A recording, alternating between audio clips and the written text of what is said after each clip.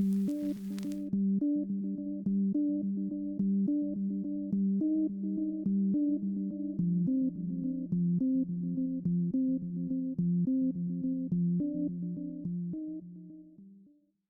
out here in the mountains of Colorado doing some landscaping. So 2 public service announcements, and then I'm going to introduce my next guests. So first public service announcement, sorry for my outfit and my introduction. I am so busy right now. I just cannot get all this stuff done.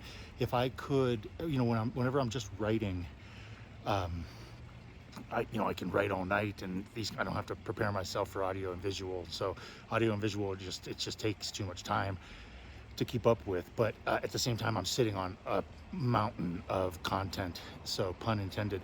And so first public service announcement, sorry for this type of intro. Second one is I'm going to do a couple of intros like this just so I can get them out of the way, and then I got to finish editing up these videos and put them out. I have some amazing guests that I have already recorded that I haven't had a chance to edit and post yet, and I've also got some amazing guests in the future coming up.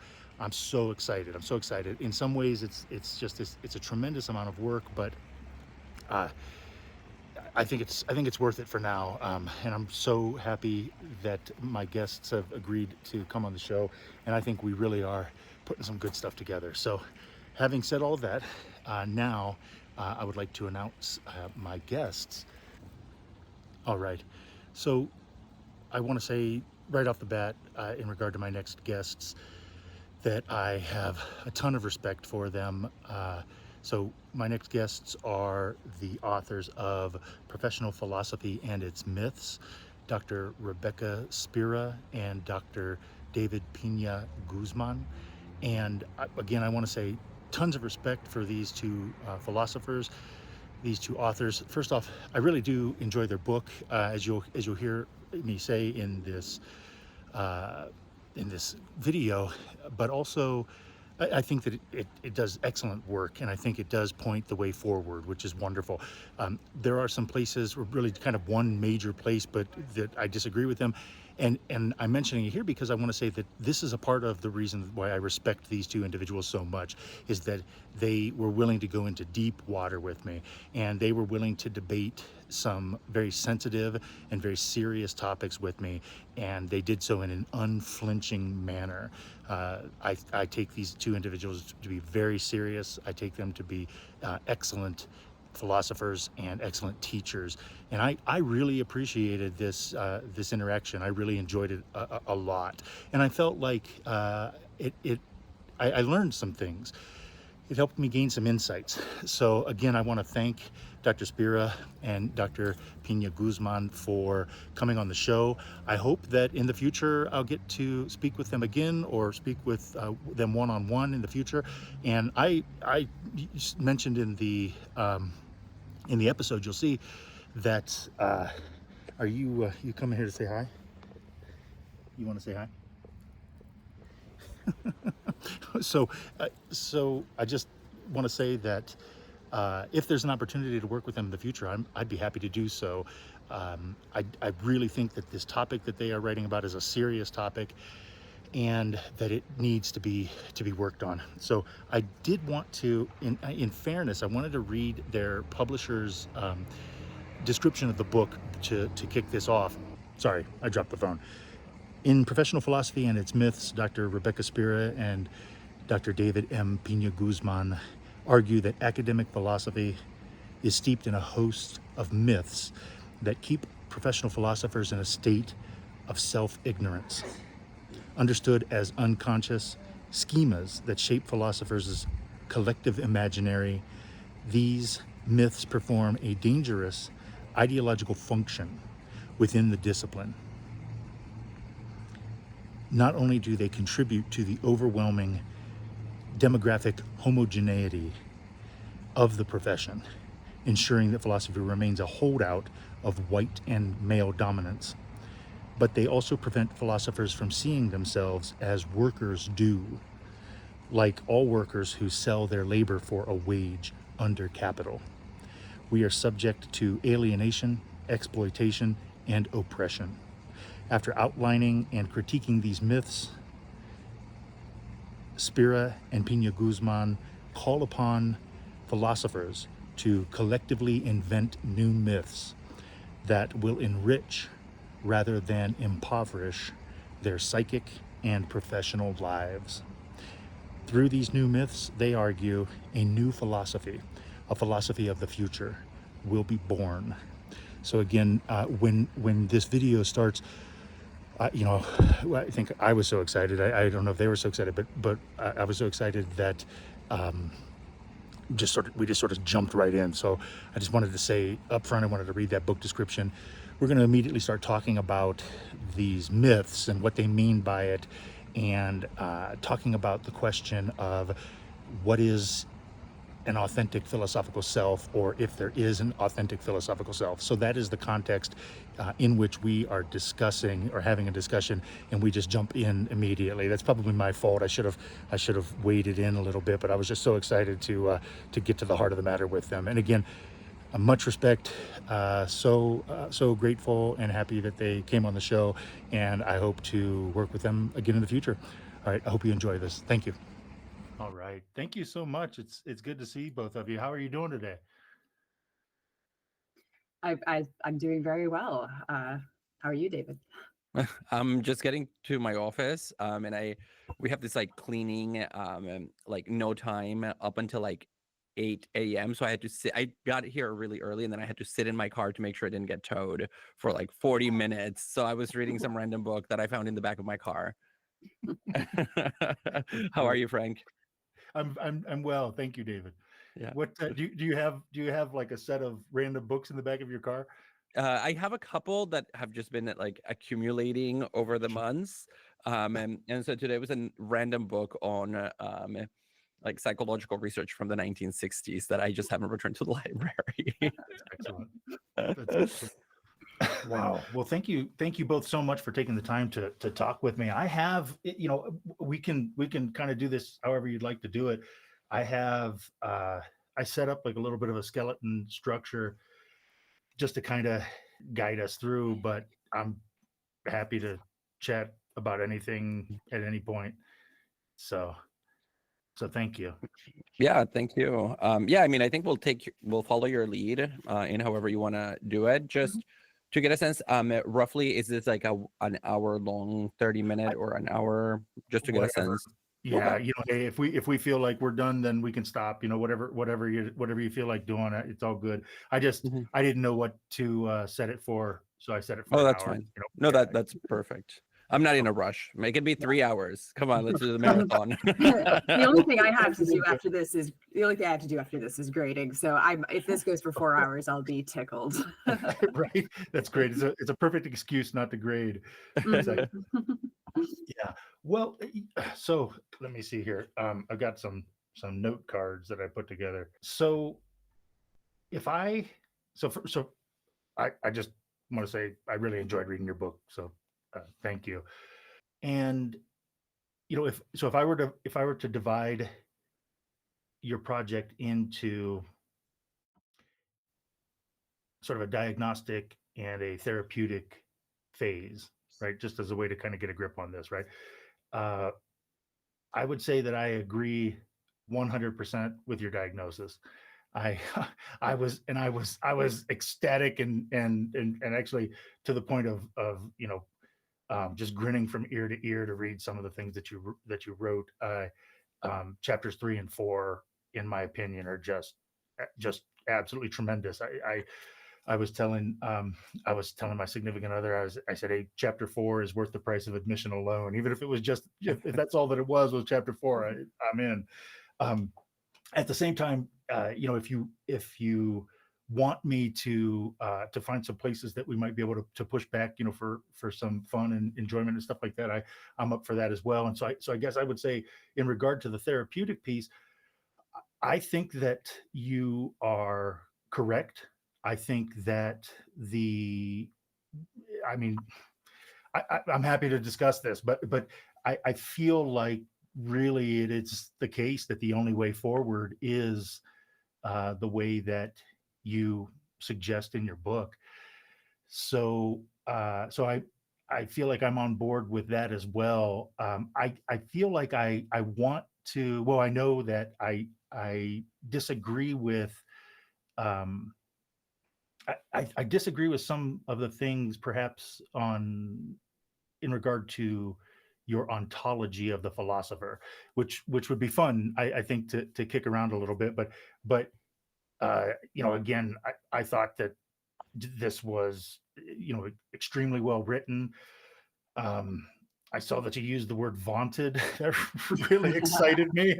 I think that's a Rebekah word. I think. I was about to say that I was about to say that's a David word, frankly. Really? I was about to say, Vaunted? David, you like to any place where there's a flight of high rhetoric is probably David's. I'm more of the let's keep it modified, modulated a little bit. But yes, I'm glad that you enjoyed the writing. So you both, if I'm remembering this correctly, you both also teach writing. Is that correct? Or you're involved with writing centers or something like that? Or that would be more me. Okay. David is a professor at what's your department again, David? Well, it just changed names this year again. So I'm in a Humanities and Complet Together program in San Francisco. Excellent. Yeah. Excellent. Yeah. So I'm the one who works more specifically in writing studies, mostly as a matter of professional happenstance that happened to work well with our book. But by training, I'm a philosopher, but I'm currently employed in a writing department. Well, outstanding. I mean, I really, the flow of the text, and it was enjoyable to read. I really enjoyed it. So I wanted to nod my hat to you for that as well. Well, thank you. This is the first interview or the first time we talk about it since it just came out. Yeah.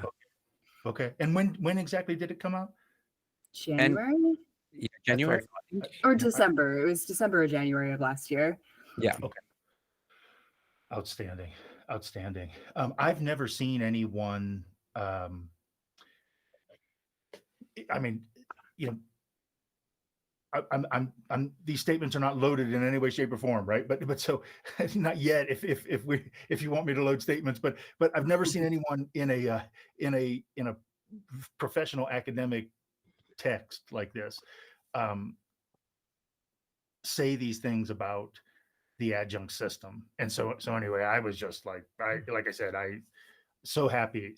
I mean, I some of the conversations that I've been having with my colleagues, my former colleagues, and so forth, about the way that they've been treated by universities. It's so upsetting that it's difficult to describe how upsetting it is. I mean, you talk about unionization and things like that, and just these people with PhDs. I mean, people who have really spent a lot of time, sacrificed a lot in order to be able to teach philosophy, just being treated like they don't matter one bit. Mm-hmm. So I really appreciated reading your chapters on that. I really hope that it is the case that it changes the system. But so I'll tell you what, I've got some questions for you. I'll fire them up. Let's see. Yeah. Okay. So in regard to your myths, the one thing that really caught my attention was the idea, not just I had some like Derrida and Deleuze things floating around in the background here, but this idea that not just that we should critique myths, but that also that we should cultivate or create them. I was thinking of this Deleuzian idea of creating concepts and such. So I guess it's a sort of a two-part question. So the one is that what makes a myth generative rather than merely ideological? But maybe that's not even a viable distinction. So we might say something like, how could we avoid just replacing one set of rules with another set of rules? But I don't know. I hope you understand what I'm trying to get at with this question, because maybe it's the case that that's what we have to do. David, do you want to take this or shall I? No, you can go ahead. Okay. So I think that's a great question. And it's one that David and I struggled with, but maybe we should return to how we conceptualize myth itself. One of the things that we were very cautious about in the book is that so much of philosophy's originary mythos has to do with deflating myth, or the idea that you can sort of get down to the bedrock of truth if once you sort of do away with the ideological, it uses the term ideology really loosely, like the ideological spell of the mythological, the poetic, the obfuscation of that kind of writing and that kind of thinking. And so part of the reason, I maybe this is just a precede to answering your question, like we're trying to think about refiguring rather than demythologizing entirely, because to us, demythologization is the mythological foundation of philosophy itself and has pernicious effects, as we describe in the book.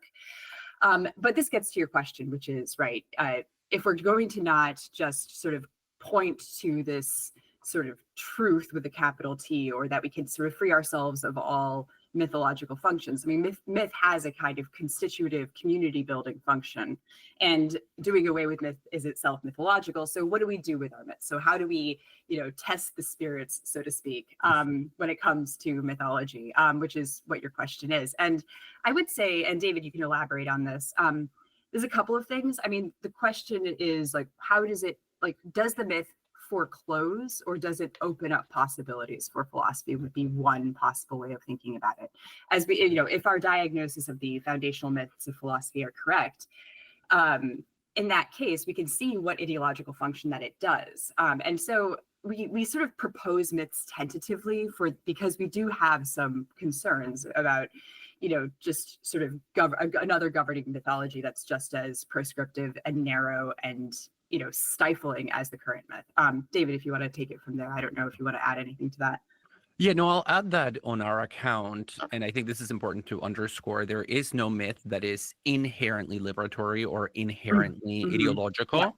Yeah. The political meaning of myths takes off from its interaction with the material sphere, right? How it shapes social relations, how it alters people's self-understanding. And so in that regard, we talk about a couple of myths that have been moving around the history of philosophy for a long time, some of which we believe have now played a strong ideological function such that maybe we ought to move away from them. But there are others that we interpret as a little bit more ambiguous, where there is the possibility of reclaiming the myth and taking it in a new direction. And so at the end of the book, where we propose new myths, where we could envision how philosophy might change if philosophers in their professional lives started thinking about themselves in a new way, we propose them, as Rebekah says, tentatively, because we do recognize that. And so there is this recursive nature to our proposal, which is that it's not as if the things that we propose, these new myths,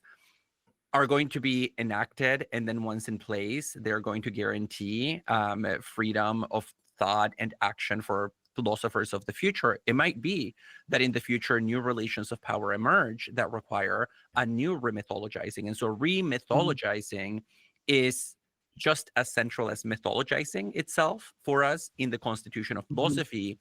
And we just want philosophers to be attentive to that, because we feel like we've been stuck under a particular mythic regime for so long that we are forgetting to shake up the snow globe and give rise to new myths that might illuminate our professional worlds in new ways. Yeah, okay. And I mean, David's mixed snow, that snow globe thing is the kind of thing I would have edited out of our manuscript. but just one final thing, and then I'll let you talk. I can see this is bringing up a lot of stuff, but I think in this respect we're very much historical materialists, right? Like the historical material conditions like will change what is liberatory. You can think about the way that, arguably early scientific revolution, I mean, obviously that's a deep question, but there are some things that in certain moments provide apertures for change of some kind, and then they become dominant, and then, right, it becomes time. So we would never want to say we are instituting the new foundational myth for the endless future of philosophy. That's not at all what we're about. But yes, go ahead. Yeah. No. I think you're right. I think you're right. I think that's well said. I think that's the best answer that can be given. when you talk about new forms of publication and things like that, I mean, I'm all for that. I think that's the way forward as well. So yeah, so it makes sense. I guess the question, okay, so if I could push this toward a different question, then maybe from a different angle. I'm going to go back to my note card here. So I wrote this down. So you critique. I think that this goes directly to what you just said. So you critique the philosophical personality as performative and institutionalized. That's fair. Okay, but is it possible? And this is really the heart of it for me. But is it possible to have a non-performative philosophical identity? And is there such a thing as is there such a thing as an here come the loaded terms, but is there such a thing as an authentic philosophical self? Well, yeah, certainly. I think I think I'm speaking for Rebekah and I simultaneously when I say no, there is no such a thing as a core to which we can find our way through some kind of excavation project, right, where we dig up this kernel of philosophical truth that we all carry inside of us, and that led us to become philosophers, of course. To be honest, I don't remember performativity being a central concept in the book, although we do talk about it in terms of the ways in which neoliberalism drives us to perform our own productivity, where we have to constantly talk about how busy we are as academics, and we wear signs and symptoms of burnout almost as a badge of honor.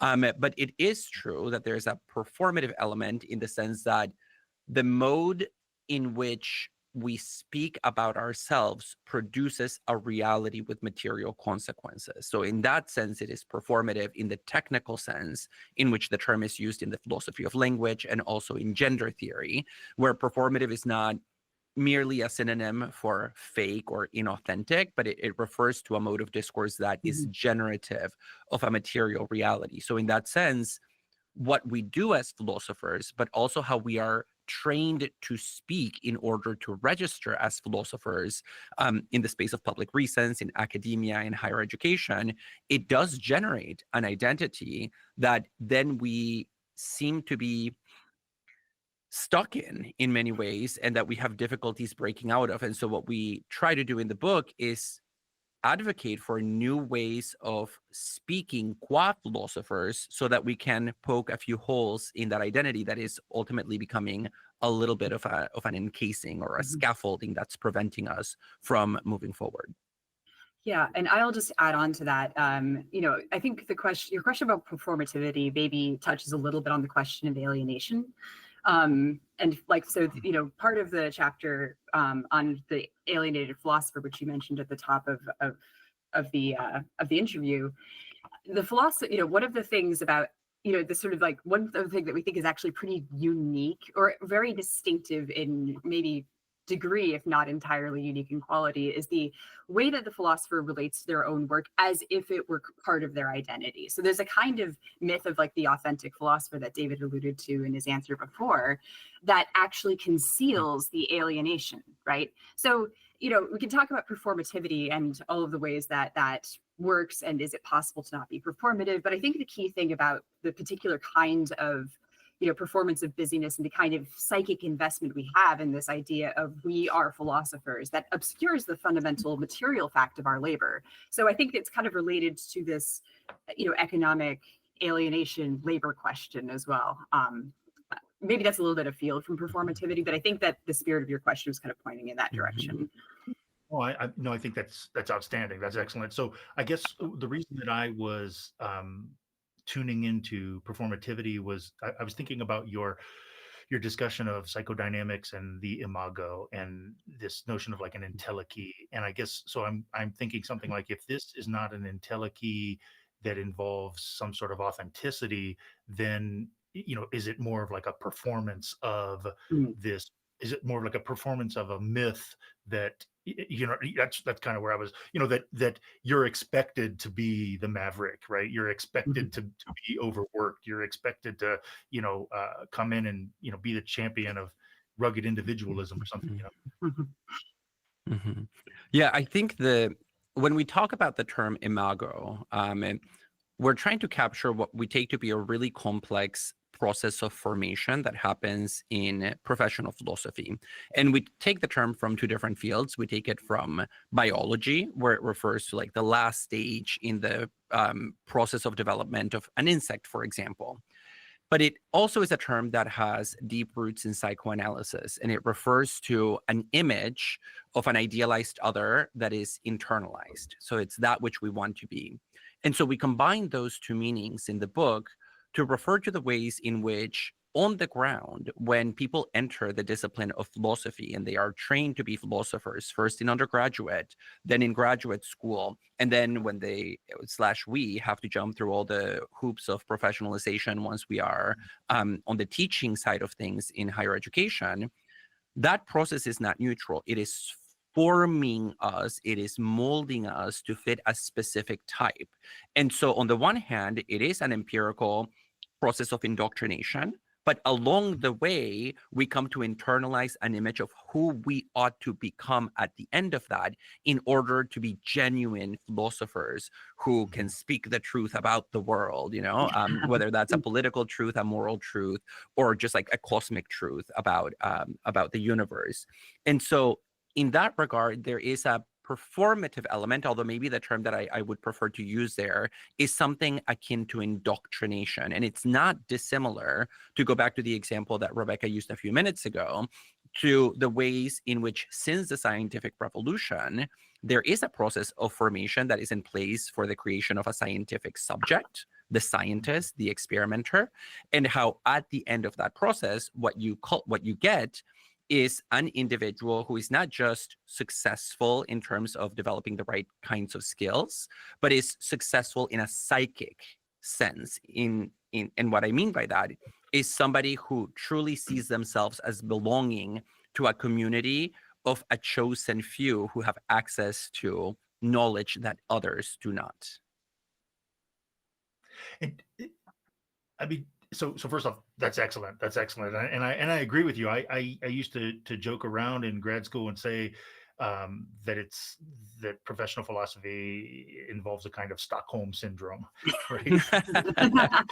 Yeah, I think this book was written out of that for both of us. Yeah, we started this project when we were in grad school together. So that's excellent. Well, that's actually one of the things I was going to ask you, is that what motivated you to write this? But I, you know, we can hold off on that question. Okay, I'm sure. I think it's a good final couple of questions. Sure, I think I'd love to stay with the question of performativity. Absolutely. So, I guess I agree with what you're saying, and I do recognize that it is absolutely indoctrination. So I want to hear what Rebekah has to say about this. Also, if you want to say some more about it, Rebekah. But I also want to I want to kind of, well, I guess actually return to your historical materialism point of view on this as well. Is that I sometimes, as I was thinking about this, I thought maybe it really is the case that what's driving this, though, is a kind of historical materialism, in the sense that what you were suggesting about this idea of the philosopher as one and the philosopher as maverick and these sorts of things, I think that for me at least, what I kind of see on the horizon is just the end of that kind of thinking period, right? Like the communal, just knowledge as communal property, right? And so no one is really going to be I'm not sure what word I want to use here. Oh, I guess we're sliding into the conversation about meritocracy. So forgive me, I'm putting too much on the table here. But so anything you'd like to say about any of that, Rebekah or David, you know, whatever. Yeah, I mean, so and maybe you can tell me if I'm taking your question, you know, if I'm misunderstanding. But it seems like what you're asking is about the de-emphasis on learning, the de-emphasis on the humanities, or the idea of a humanistic subject. Is that what's motivating this? Or I'm just I just want to make sure I understand your question. No, so I guess, okay, so to get at the heart of the motivation for my question is that I, you know, I I believe there is an authentic philosophical self, right? You know, and I understand, I understand that might be a part of my Stockholm syndrome, right? But you know, at the same time, I really do believe. So hey, you know, I it's not difficult to you know to know my philosophical commitment. So I mean I'm a Kantian through and through. I'm a transcendental philosopher. I believe in you know the transcendental apperception of or the unity of transcendental apperception and so on and so forth. And so and I really dislike Hegel. I stand with Schelling and Heidegger and so forth. And so anyway, I think that there is an authentic philosophical self. And but I think that that's really that's and I was sort of surprised by this. I mean, I think that I'd love to kick all of this around with you, including meritocracy and such. But I was kind of surprised that I don't disagree with you more. Right. In fact, and really, and I think that where I do disagree with you, I don't know that it matters.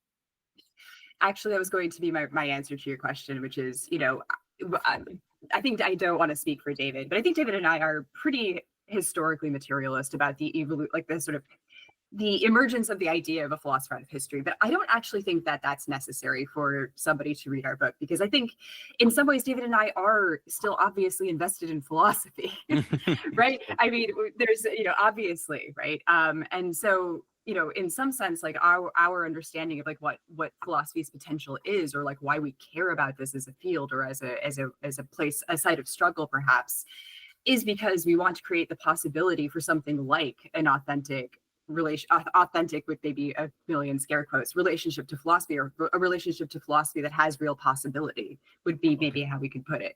So I actually think your impulse to say that it doesn't really matter where we disagree on a kind of ontological level is correct, because whether you see the current order as stymieing or perverting or preventing, right, a kind of freedom in philosophy, a kind of like a deprofessionalization, a kind of a philosophy that is born out of like a real need in some sense, whether one thinks of that as a kind of universal human need, or if one thinks about these things in terms of historical materialism, actually doesn't really matter, because I think if you have the correct diagnosis of the current mythic order, what's underneath that or what's beyond that, we all want something beyond what is, and I think that's what matters. Yeah, and I'll add, you know, we tried to punt the question of how this project came about, but maybe it's now creeping upon us, because Rebekah and I really did write this project largely based on our fraught relationship to the discipline of philosophy, where we both feel very committed to philosophy, to philosophical activity, to philosophical thinking, to philosophical community creation. And at the same time, we have found ourselves at odds with the myths that govern who can and cannot be a philosopher under the status quo. And so there is a deeply autobiographical dimension to this project that is not explicitly thematized, right? Like, we don't talk about our personal lives in the book. But I'll say that, you know, we both met in grad school and we bonded over certain things about our identities and our experience that then explain why some things appear in this book. You know, we bonded about coming from low income, working class backgrounds and not really knowing how we fit in this elite space of higher learning, where philosophy does have a connection to leisure, to travel, to culture with a capital C. And aside from that, Rebekah and I are both also 1 foot in, 1 foot out institutionally from philosophy. Rebekah teaches at a writing center. She's employed in a writing program. I am employed in a humanities and comparative literature program. And so we are both writing this from the perspective of individuals who were reared in philosophy, who love philosophy, but who also have experienced, to varying degrees and in different ways, the exclusionary forces that we describe in the book that are rooted in questions of race, that are rooted in issues of gender, and that are rooted in the politics of race. And so it's difficult at this point to separate this discussion about whether we think there is such a thing as an authentic philosophical self, I think from our personal struggle of wanting to claim that self and sometimes feeling as if it's the discipline that throws obstacles in our way that are not there necessarily for other subjects in the same way. Yeah, and I think I'll add to that, and like affirming everything David said, there's also an aspect of it that's like not just identitarian. It also has to do with like the broadness of our interests. I think, like, you know, the kind of coming into philosophy with this, like, frankly, like in retrospect, very naive notion that it's just the life of the mind. It's where I can pursue what I, you know, the reason I chose philosophy versus any other field was because I thought it sort of encompassed everything on some level. But finding that in, you know, and I'm very grateful for my philosophical training. I'm very happy that I've, you know, have this depth of specialization, but at the same time, this kind of narrowing, right, of like the boundaries of inquiry was what I experienced as I advanced further and further with my degree. And I found that like my interests were broader. And I didn't see that as unphilosophical either. In fact, quite the contrary. And so this goes back to some of the things we say about the nature of specialization, the model, like the epistemic model on the sciences that you see in some fields, and the kind of academic trend chasing, which is not unique to philosophy, let's be honest, but that is so constitutive of our labor, even as we still promote this vision of philosophy as exactly what I thought it was when I was, you know, a tender young, you know, graduate student. So all those decades ago. That's outstanding. Yeah, that's outstanding. So help me understand. So I guess where I'm coming up with this sort of, I'm not thinking pragmatically enough about your critique of myths. I think that's really that's kind of what's happening. And but at the same time, I think that you are correct. I found myself, you know, at first, when I first started teaching philosophy, I was very excited about this idea that, you know, students would come up to me and they would say, I just changed my major to philosophy, right? You know, I'd you know, flex in the corner, you know, whatever, you know, it's like, oh, it's so great. This is so wonderful. I'm saving all these souls with philosophy. You know, but I tell you what, pretty quickly I started telling people, don't do it. Don't do it, you know, and then I thought, well, now I'm going to get myself in trouble, but also I just started saying, hey, look, I mean, this was just a part of the introductory spiel for every class. It was like, hey, you're going to learn some stuff. You're going to get really excited about it. You're going to really like it. And you might consider changing your major. My recommendation to you is don't do it. Double major, sure, if you want to. But yeah, but don't change your major. So I think that, you know, I'm 100% resonating with what the both of you just said. You know, I guess, you know, and I don't want to jump away from this. If there's more to be said, please let's say it. But this idea that, I mean, is it just the case that, for example, technology and so on and so forth, just as knowledge is becoming more of a sort of omnipresent for, I mean, you know, I mean, it's amazing the things that you know, you can do now with Google searches, for example, and these AI overview answers and so on and so forth. I mean, I feel like I'm not even searching things anymore. I feel like I'm communicating now, you know, but if, you know, in light of that, I want to say something like, is that really ultimately what's driving the end of these myths, right? Is that what's allowing us to see that, like, oh, well, you know, none of us can individually stand up against the machine. I mean, you know, I forgive me, I'll just add one last little tidbit to this, is that I used to say things like, well, just multimedia in the classroom is more and more eliminating that old view of the professor with the bow tie and you know, and smoking the pipe or whatever, you know, and you know, and who's pontificating about their last trip to Europe, you know, I mean, That's right. I mean, there's no need for that now, because you don't need to listen to this guy go on about what the Louvre is like, whenever you can just look at it yourself. I mean, I'm sure you can take a virtual tour nowadays, so is that kind, I mean, and that's the historical materialist piece, right? I mean, is that kind of what's driving the end of these myths? David, do you want to take this, or shall I? If you have thoughts, go for it. Well, this is I'll maybe want some clarification. So in terms of the end of these myths, I mean, there's I think what you're referring to, right, is the decline of the respect for the professor as expert, the kind of consumer model of education that's accelerated by all of the kind of the YouTubeification of the classroom, right? Where it's, you kind of greet them, you're like, hi guys, like and subscribe. I need to compete with whatever it is you're watching on your laptop. Well said. Well said. But so in some very in the actual practice of teaching, I think what you're saying is completely correct. Yes, when you interact with students, absolutely. But nevertheless, I don't think that the myth of the philosopher as the as being this thing has gone away, even if students don't respect you and don't know the difference between an adjunct and a full professor, or even have a clear idea of what philosophy is, right? Nevertheless, this is still operative in our discipline, especially at the upper echelons. When you talk the people for whom being a philosophy professor are just by virtue of their institutional positions, right, at Ivies or baby Ivies or R1s, still kind of live that life and are, as the kids would say, all about that life.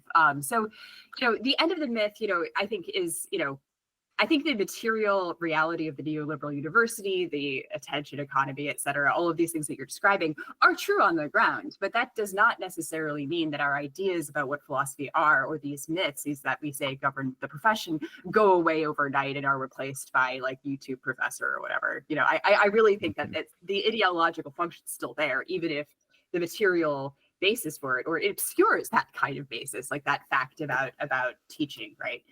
Because teaching is not really emphasized, right, in terms of philosophical identity, actually. Yeah, and maybe I'll add that we could differentiate two different levels of mythology that apply to the philosopher. There are the myths that the general public has about the philosopher as a stuffy male professor who wears a jacket with I don't know, a brown and dirty yellow pattern and is like a pleat jacket or something like that. And that image, I do think, has been disappearing and is in the process of disappearing, largely thanks to changes in the demographic makeup of higher education, both in terms of the student body and also the professoriate. And so I think that's something for us to celebrate, that it has become diversified. But the kind of myth that we're talking about is not that. We're talking about the myths that are internal to the discipline of philosophy. And they're not myths about the professor that non-philosophers have. They're myths that philosophers have about who they are. This is why the book is framed ultimately as a return to that ancient problem of self-knowledge. Philosophers don't know who they are because we think about ourselves through the distorting lens of all these myths, right? We have access to truth. We speak against the community. Only we know the way forward toward liberation, freedom, and justice. And that myth is not going away. And in fact, I would say that in some cases, something that I've noticed, especially in the wake of not just the YouTubeification that Rebekah is talking about, but also the GPTification.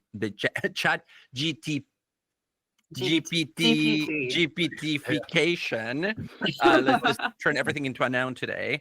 Of higher education is almost as if we're responding to the technological changes that are washing over higher education, sometimes with melancholy or a desire for a return to that old stuffy professor who pontificates about the real painting of the Mona Lisa that they really saw at the Louvre, because we are reaching for something to make sense of these very rapid changes that are happening on the ground. And I think Rebekah and I would want to maintain a critical attitude towards both. We want to critique the rise of this expectation that professors ought to mimic the structure of the attention economy, the short attention economy, as well as critique the increasing use of large language models in education, as if large language models are like a learning style suddenly, and also critique that notion of the philosopher with a capital P that I have noticed some people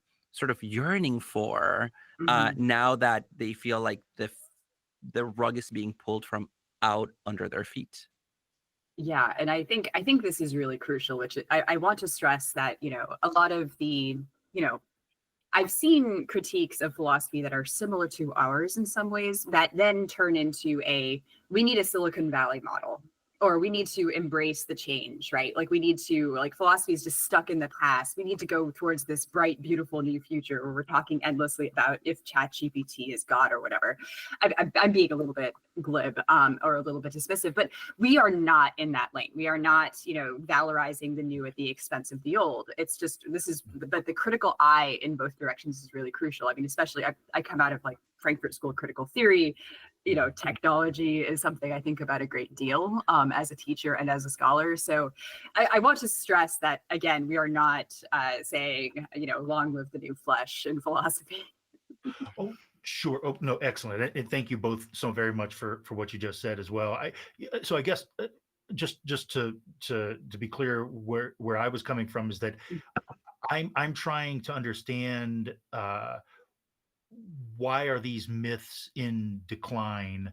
But I guess it really is a sort of number of factors, and you know, most. I mean, I can't say which one is weighs the most, but I think it also is the case in regard, and I thought David's distinction was very helpful in regard to how philosophers think of themselves. You know, the internet has, and forgive me, I'm a little bit obsessed with technology, but so the internet has shown us a view of the human to a certain extent that it seems to me it's difficult to uphold this myth, or to use this myth as a kind of internal archetype or internal regulative idea for oneself. It seems difficult to uphold that. I mean, I'll give you a very simple example here that jumps out at me, is that something like, well, if you're so smart, then why aren't you super rich? You know what I mean? I mean, and I think that's like, that's almost a tautology for folks these days, right? Is that like, you know, is there such a thing as intelligence without the riches that come along from it? I mean, what other use is there for intelligence, kind of a thing, right? But and forgive me, I just the last thing I'd say about this is that the problem for me is it's speed, right? So I mean, even if if all these large language models can do, and I believe they can do more, but if all that they can do is just sort of structure things in terms of dilemmas and allow you to choose for yourself, but also present that dilemma, you know, with rich research baked into it, and present all that to you in a matter of 2 seconds. I mean, that's really hard to beat. You know, from a professorial point of view. I mean, I help me out here. Maybe I'm way off base, but I guess this idea that why would I ask the professor? Why would I ask the professor? You know? Yeah, I mean, I think this is a very complex problem. I think there's a couple of things. Like, I mean, the perception that intelligence equals retrieval and synthesis of existing given frameworks for information is fundamentally misguided.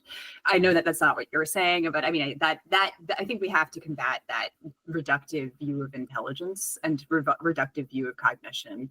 And maybe we're getting a little far afield, but you know, as somebody who teaches writing, especially, it's what I've been thinking about a great deal as well. And one of the things that, you know, and this is getting a little bit beyond our book, but I tend to think that the relation, you know, especially with writing or thinking, or the value of thinking, or why ask the professor is because, like, you are both minds thinking in time.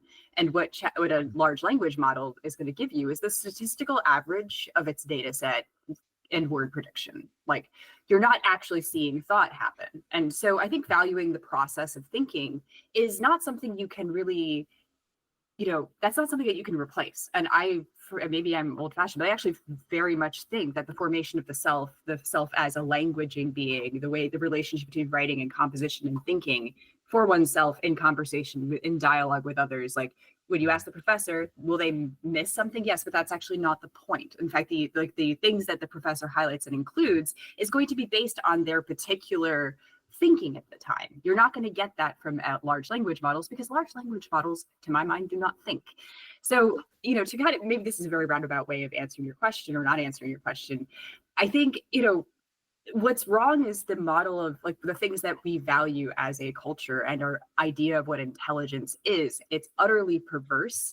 And until you have a change in the overall perspective on what makes a subject, which is a philosophical question, a change in values, which is going to have to be a change in material conditions, because like students rightly see the university as a credentialization machine. They're not wrong about that. And that leads to the kind of 80%, right, that are using ChatGPT to do their homework for them, because they see you as a like vending machine for grades and credentialization. And that is something that no individual can fix, right? Anyway, so sorry, this is maybe more of a rant than an answer. That's great. Yeah, that's great. Yeah, and maybe I'll add here that we are beginning to see a crisis in higher education concerning large language models. It's there was an article in the New York Times very recently about the extent to which students are cheating with ChatGPT, and also the degree to which they see it as not cheating, right? They think that when they put a prompt into ChatGPT and get an essay, that they've done the work because they told it what to do, because they see themselves as like little CEOs who are telling their worker what to do and who can take for that work. I also agree with Rebekah that this is not thinking. Nonetheless, I think that we have to wonder, what is it about us as a community of learners that is leading us to see in something like a large language model, such as ChatGPT, something that could replace the student and the teacher simultaneously? And I think there is a connection to be made to our book, because in some ways, ChatGPT is not threatening the myth that we talk about in the book of the ideal philosopher who thinks in a vacuum.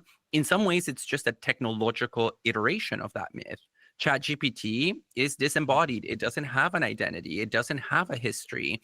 It has a view from nowhere. It has that God's eye view from nowhere, and it can scan existing knowledge in order to give you an answer, almost as an intuition, because of the speed that you talk about, right? So it like spits something out almost in the same way that we think philosophers generate ideas, as if we're just like walking around having these thoughts without labor, without stress, without friction, without work. And so I see the move towards large language models, even though we do not talk about this in the book, as maybe suggesting that that myth that we do criticize in the book is not dying. It's just taking on a technological phase. And I want to add also that, thinking about, the view from nowhere, or the idea of like AI is a pure ideology machine. Basically, it's data, it's obscuring the data sets that it's working from, the thinkers that it's drawing from, and producing, again, the statistical average of sort of the given, right? Or whatever it was given, as if it were like from nowhere, spoken with the voice of God. And I think the uncritical, the way that it's just like, I have all this knowledge available. You actually don't, right? You don't have that available to you. It's a kind of pure ideology machine, and it obscures its origins. It obscures the labor, the sort of environmental and technological toll, where, you have these Silicon Valley saying AI is inevitable. And so we need to figure out energy infrastructure around this supposition. Like, there's like an entire material substrate for ChatGPT, both in terms of the data it's drawing from, as well as the data centers that actually exist in real communities, like sucking up their water, just it's taking their electricity in order to generate a profit. And so like ChatGPT is a pure ideology. Anyway. Okay, no, that's outstanding. I apologize if this isn't close to your book. I see it as close to your book.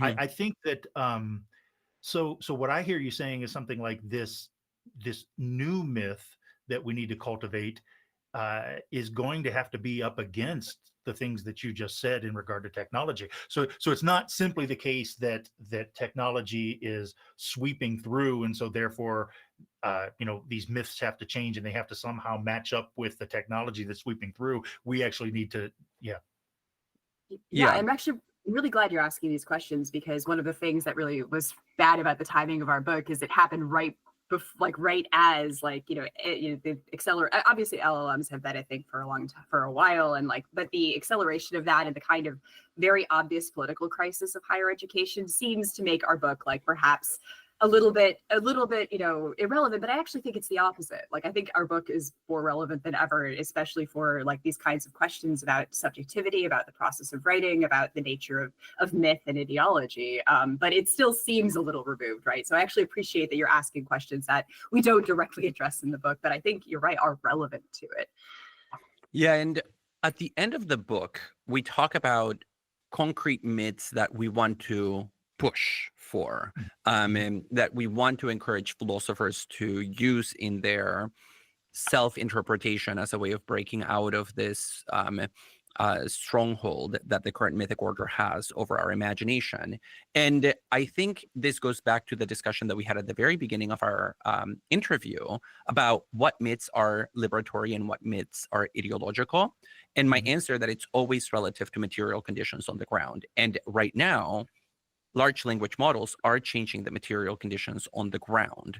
Yes. And so, for example, one of the things that we talk about at the end of the book is how should philosophers think about solitude versus sociality? For a long time, we've thought about the philosopher as a solitary figure who is just in their room like Descartes, having ideas that are spinning out of their mind in a complete vacuum. And we call for a social model of philosophy where philosophy is dialogical, it is conversational, it happens in public space through the encounters of multiple minds. Here, in connection to ChatGPT, for example, there are two ways this could go. And again, it highlights the contextuality of myths. It could be that in a world of ChatGPT, where everything is fast and automatic and done by a computer, maybe there's a value to the solitude myth that we criticize, because solitude is about working slowly through your own thought process without external aids. So maybe in 5 years, maybe in 3 years, or in 20 years, that will be a radical position because of the way in which technology will have changed the landscape. Similarly, we talk about the importance of thinking about philosophers not just as researchers, but as teachers. And teaching is, as we put it in the book, a social relation. It has to happen between two subjects that ask questions back and forth and that arrive at a position where neither of them could have on their own in separation. And I think understanding that also helps us understand not only why ChatGPT can't think, but also why it cannot teach. And so the increasing reliance in higher education on these large language models as if they're going to replace teachers in the near future. And I'm at an institution that just spent $17 million on buying students the latest, most powerful version of ChatGPT for them to do their work. The long-term game here, I do think, is a replacement of teachers and the proletarianization of teaching labor, where the idea is that why would you pay real people to do this work when ChatGPT can do it for free? Yep, there it is. Absolutely. And to kind of go back actually to your question about solitude, one of the things that really strikes me about the role of technology is, you mentioned that maybe we kind of go back to this idea of the unaided self-contemplating, right, as a reaction against this sort of externalization of consideration, of invention, et cetera. One thing about ChatGPT is it actually promotes radical solitude. It cuts people off from not just like talking to other people or talking to their teachers, but even just like reading something written by a person, right? The idea of like picking up an original text. So it's like, it cuts them off from like the historical voices that could be preserved, right, through reading. And it makes them really lonely. Like it's striking. And I should rephrase it. Like the loneliness epidemic has been a thing since long before technology, but it's exacerbating that particular process and actually making people feel like they're kind of these free-floating selves in a frictionless world, right? There's nothing that resists them. There's nothing that's outside of them because you type it in, ChatGPT like spits it out for you in the form of like AI sludge. And that I think that actually is a radically solitary, atomized existence that doesn't even really have a world for itself, because a world is something that pushes back. A world is something that is unexpected, something that actually takes you outside of yourself into the realm of the social, into the realm of objects that don't just exist at your convenience. And I think this is creating like wildly stunted subjects, unsocial, asocial, anxious subjects. And I think, you know, that would be why I may want to like stay away from, like, I think actually like that form of subjectivity is an intensification of the like the solitary philosopher who's just has the world in their brain, right? Mm-hmm. Wow, that's outstanding. Yeah. And, you know, and I can't believe that I never asked the question, the Heideggerian question of, is the AI poor in world, right? That's outstanding. Thank you so much for saying that. So, you know, so this is a question that it kind of doubles back in some ways to what we were talking about, but the question of coherence. The question of coherence. So in some ways you had suggested, what it seemed like it was, you know, you suggested that coherence is a kind of myth, right? But when I'm listening, and maybe I'm wrong about that. I thought that I got that, but that when I'm listening to this idea of thinking and dialogical thinking and transformation that comes through dialogical thinking and so forth, excuse me, that it involves like I'm asking myself, what's the gestalt shift, so to speak, right? Like what's happening for these students that are causing them, because, you know, hey, I'm sure the biology professors are also, you know, pretty excited about the biologists, you know what I mean, right? So it's not just that we really think Plato's great or something. I feel like, is it the case that there's a kind of coherence that is happening for them mentally, you know, psychologically, so to speak, that is, you know, perhaps, you know, it brings its own affectivity with it, right? That suddenly it's like, oh, as I'm thinking about these things, I'm able to start to become clear. I can see, you know, with my mind better or something like that. I mean, is that, but I guess the reason I'm bringing this up in this way is because I'm wondering, does coherence have to be a part of, I mean, can coherence persist after we remove the old myths, so to speak? Could you define coherence? Because there's a couple of different ways one could cash out the term coherence, right? There's the, of course, coherence theory of truth, right? Our account of the world, you know, does not contain contradictions and does an adequate job explaining phenomena. So we've got epistemic coherence, and then you have what we might call like a kind of psychic coherence, where, you know, you have like, you don't have a kind of radically divided subject. I guess I'm not sure. Like, could you clarify a little bit what you mean by coherence? Absolutely, and I appreciate that clarification. Thank you so much. So I would say, really, I really genuinely, sincerely would say both. And what I mean by that is that, so it's like, you know, you're sort of in the world and you have these ideas over here, and I've got these ideas over here. I've never really juxtaposed them. I've never really considered whether I can hold both of them, and so on and so forth, right? So coherence to me is something like that. Is that like, oh well, you know, if I believe these 5 different things, how do these 5 different things relate to each other? And are there philosophers who have come before me who have sort of laid the groundwork for this discussion? You know, that kind of thing. So like building a worldview in some sense that has a kind of like, it hangs together, right? There's not contradictory. Okay, maybe I'm just, yeah. No, I think that's great. I would accept that 100%. That yes, that a coherent worldview. And so my question is that is part of the myth that you're critiquing the idea that the philosopher is one who has a coherent worldview, or that the philosopher is one who has some kind of a privileged relation to a coherent worldview. Yeah. Yeah, I mean, okay, so I think I see where your question is coming from. So, in the myth of the philosopher as one of the things that is distinctive about this myth is this notion that to be a philosopher is to have a worldview, right, that one's voice speaks for, right? So you go to the philosopher and you have the Hegelian worldview, the Heideggerian worldview, the Platonic worldview, right? And so I think so if we do away with this notion that each philosopher is who they are by virtue of having this unique worldview, are we doing away with the notion of coherence entirely? Is that kind of the question? Okay, so I apologize. I maybe what I could do at some point is like get a little bit more textual with this. I think it would take me too much sorry. time. No worries. What I could do is I could actually say to you, when you said this, I got this idea and I wanted to ask about that. So I apologize that my question isn't coherent enough, as it were. but yes, I guess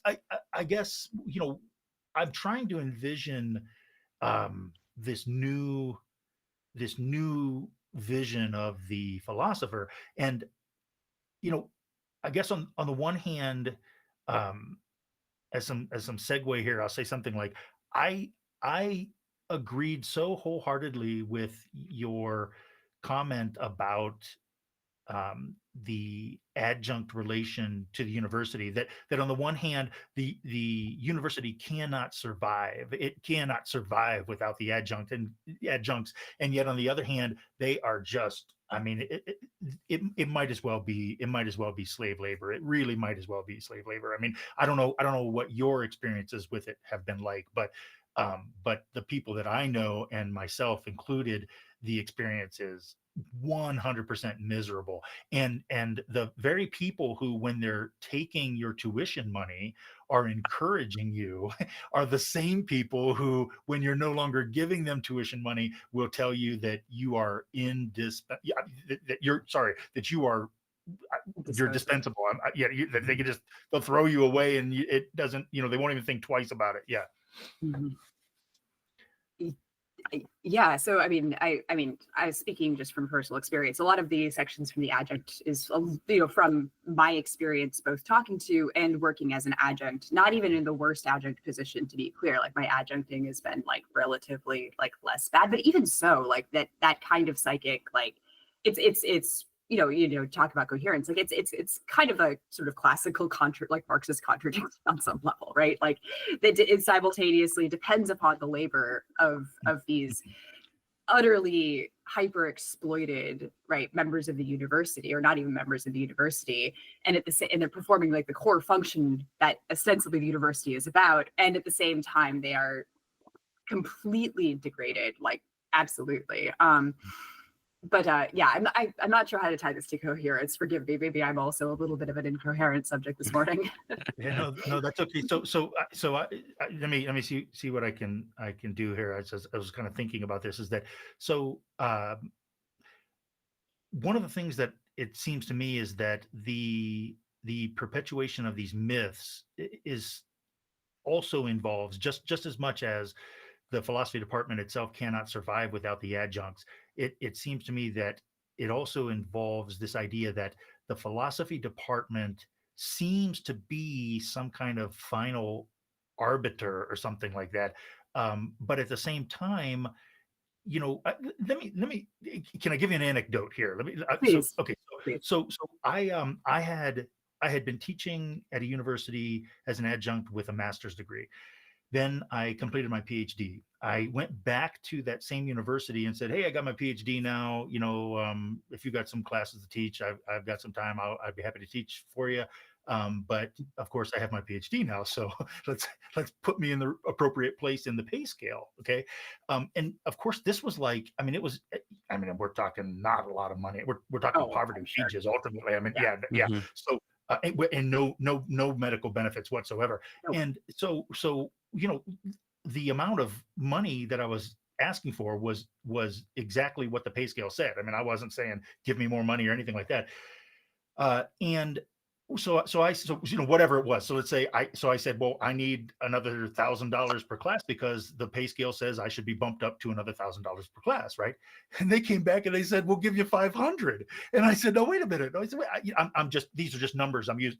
I don't know. I don't even remember what the actual numbers were anymore. But I said, well, wait a minute. What's going on here? It's like, is this some kind of negotiation? Like it's your pay scale, So I went to someone who, I'm trying not to put anybody on blast here, but it's like, so I went to somebody and I just said, hey, am I thinking about this the wrong way? Like, should I have asked for twice what I wanted so that I could get, just the whole thing. So is this, and I used the word negotiation. I said something like, is this some kind of, like highly sophisticated negotiation? And this is what they said to me. And this it just rippled, right? So what they said to me, they said, well, totally serious, and in a way they're right, they're also correct. They said you're not in a position to negotiate at all. And they said the university, and this is the words, right? The university knows how hard you worked to be able to do this, and so therefore the university knows that you will continue doing this no matter what they pay you. Yep. I was like, well, that's it. I'm not teaching here anymore. Just unbelievable stuff. So I guess my concern is something like this, right? And okay, thank you. Here it is. I didn't even see it myself, but I do now. So my concern is something like this, is that I do. And forgive me, I'm about to throw a whole bunch of things on a table. Feel free to speak to anything that you want to. But I feel like these are my prejudices, right? I believe that there is an authentic philosophical self. I believe that authentic philosophical self involves a kind of coherency, and I mean that in many ways. And I believe that there, and I'm sorry, but I believe that there is a legitimate canon in Western philosophy, and I hope that's not Stockholm syndrome. I don't believe that it is. But so having said all of that, my concern is something like this, right? Is that when corruption is corruption, right? And these things are falling apart, and they're corrupt and so forth.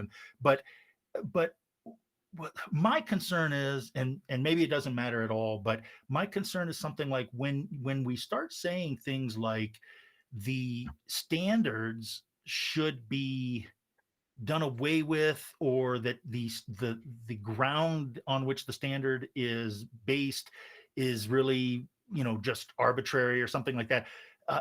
What I have found is that even though, so we can have this conversation with each other, and we can all be in agreement that, hey, what you say about white male dominance is 100% correct. You are right. You're right. Your diagnosis is absolutely spot on. But the problem here, it seems to me, is something like this: is that we tend to think, and maybe this is because of the philosophical myths that we have been indoctrinated into, but we tend to think that stating the truth of this will somehow make it better.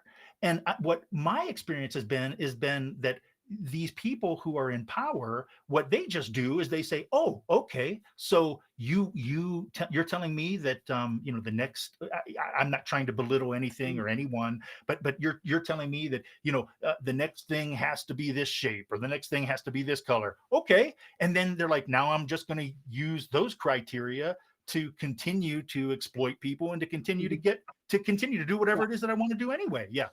Mm-hmm. This gets to the limits of remythologization section, actually, I think, because what you're describing is like one of the things that we were very careful about in the book is, just simply stating the problem, or like saying it's ideological, right, does not actually change the fundamental material reality. And that's like part of what we are up against, right, as philosophers, as people who do genuinely care, like whatever our ontology is, about philosophy on some level, about education, about like knowledge, right? However one cashes out those terms. And, you know, simply saying if we think different, the world will be different. That is not what we're saying. You know, in this perspective, we're not idealists in that sense. So, I mean, the question of like opening up to like broader struggle, I think, especially like labor struggle, you know, what you described with your experience, like this is not a negotiation, like in some sense, right? They are objectively correct, right?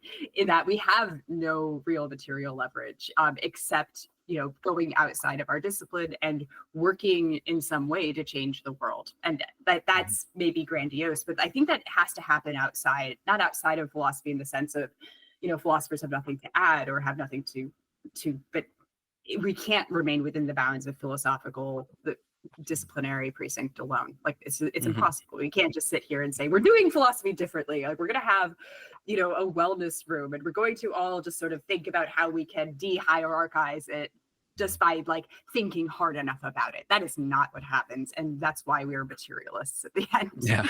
Well, and I think there's also there's let's say happy-go-lucky optimistic view of philosophy, where philosophy is so powerful through its critical thinking that, as Rebekah said, philosophers can will the world otherwise by a pure act of thinking.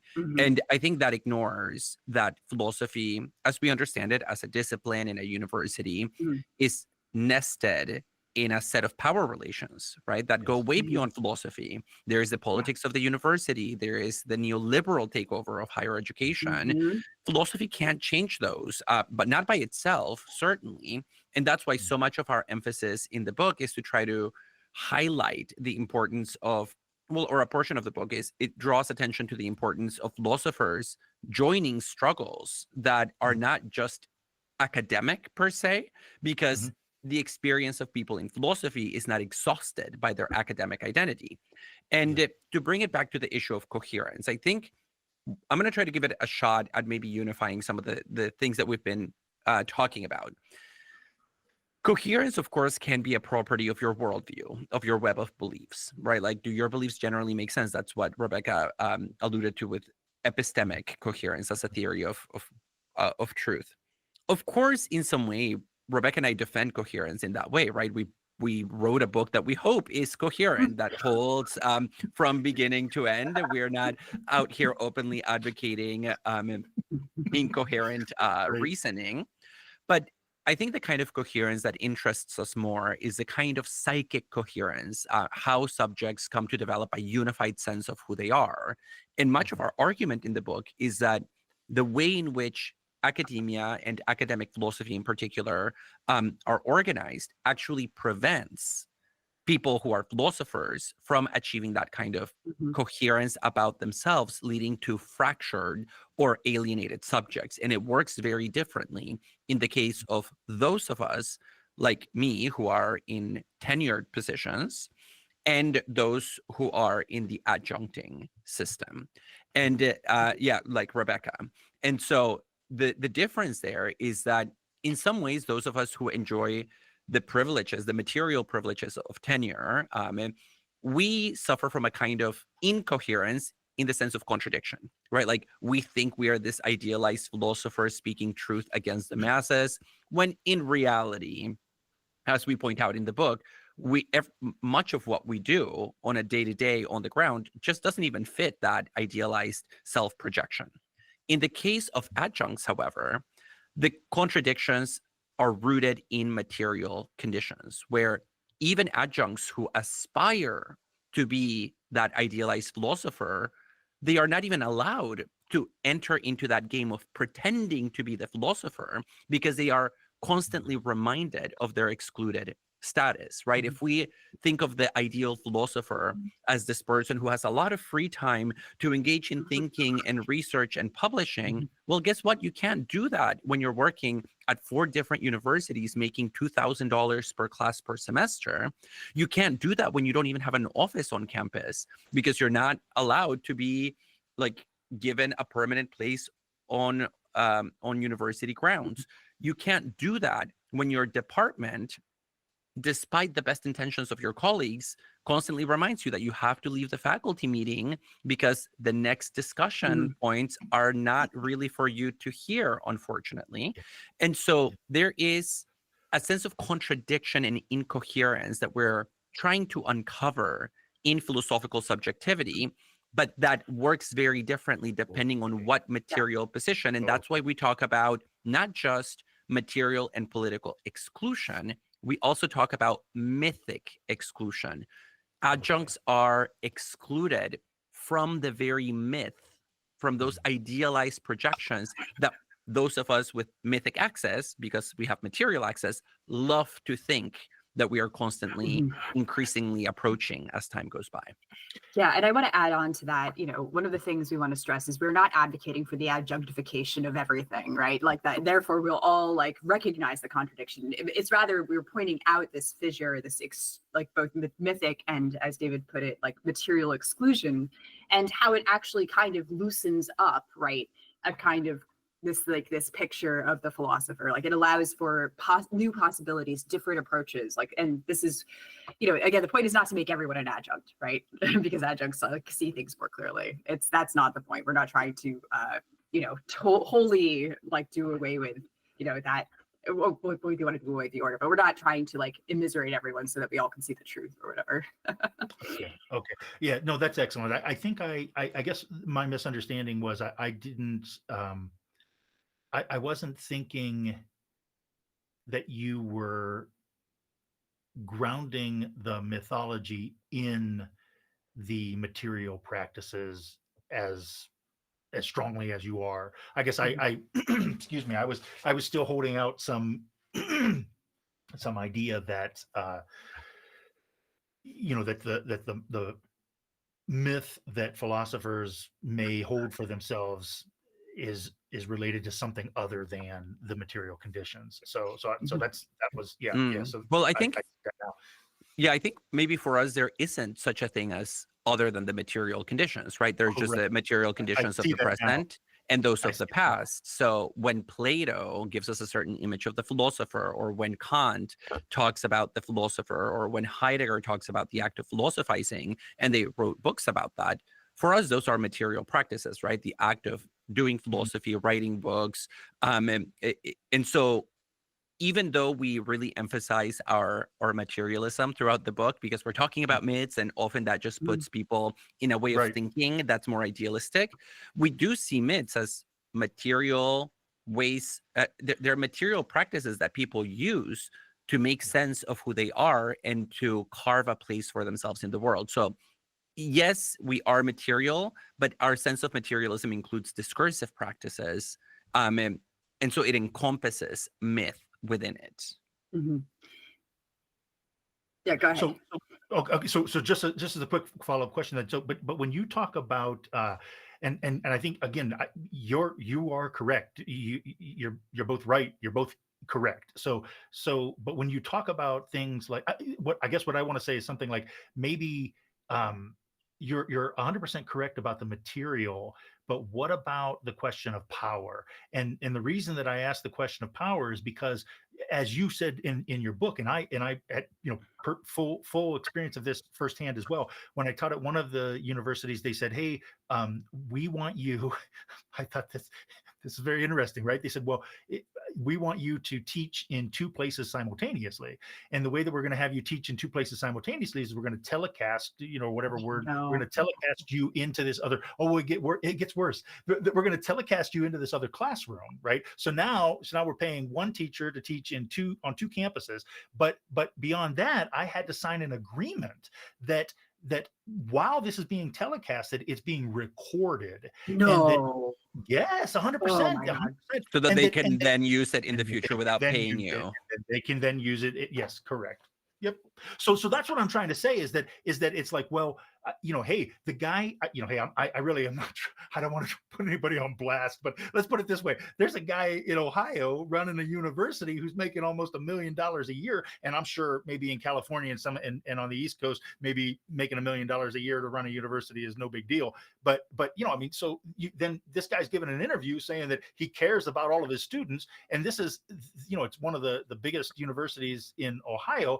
It's like, that's got to be a rhetorical statement. I mean, how, right? And then all the while they're implementing these mechanisms to eliminate the teachers, so that the only thing that you're going to have is the bureaucrats at the top cashing checks. Mm-hmm. So I guess what I'm trying to say is something like, well, I don't know that. I mean, forgive me again. Hey, I'm not in agreement. I'm sorry. I'm not in disagreement with you, and I'm not a Freudian anymore. So I'm not in disagreement with you. I think that what you're saying about, what you're saying about, these gender lines and these race lines, and you are correct. They're all correct, but I don't know. I don't know what the answer is in terms of, it's like, I saw this in so many places. It's like you go into these conversations about who should be hired at a place, and they say, well, I mean, everything is just an excuse after the fact to do whatever it is that they wanted to do Mm-hmm. anyway, and that's power, Mm-hmm. and that's power, right? So I'm sorry, yeah. So I don't know what to do about that. I don't know what to do about that, though. Yeah. I mean, I would, dismantling the neoliberal university and building something better is something we, I think, can agree we all want. And what do we do? I don't know, smash the looms. Count me in. Yeah, I don't want to say anymore. Don't want to yeah. Sure. Anyway, but I think that is power. Like, that's actually like material concentrations of capital, like the way that labor is related to, the university is basically a hedge fund with a polite fiction of a university attached to it. Like, I mean, coming from more elite universities anyway, and the function of the university broadly, these are all things that are important to consider. And as philosophers, we have to recognize that this is the world we live in. And those of us who are more peripheral to the university or peripheral to philosophy, it's obvious. But I think in philosophy itself, it's sometimes, especially in more elite departments, they sort of float above the wheel of samsara, or think that they do.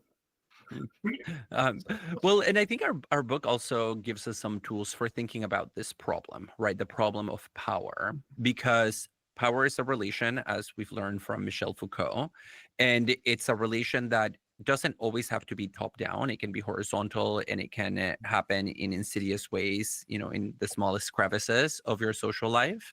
And one of the problems that we talk about in the book is that because philosophers, we have this notion of what philosophy is that precludes us from thinking of ourselves as workers. Mm-hmm.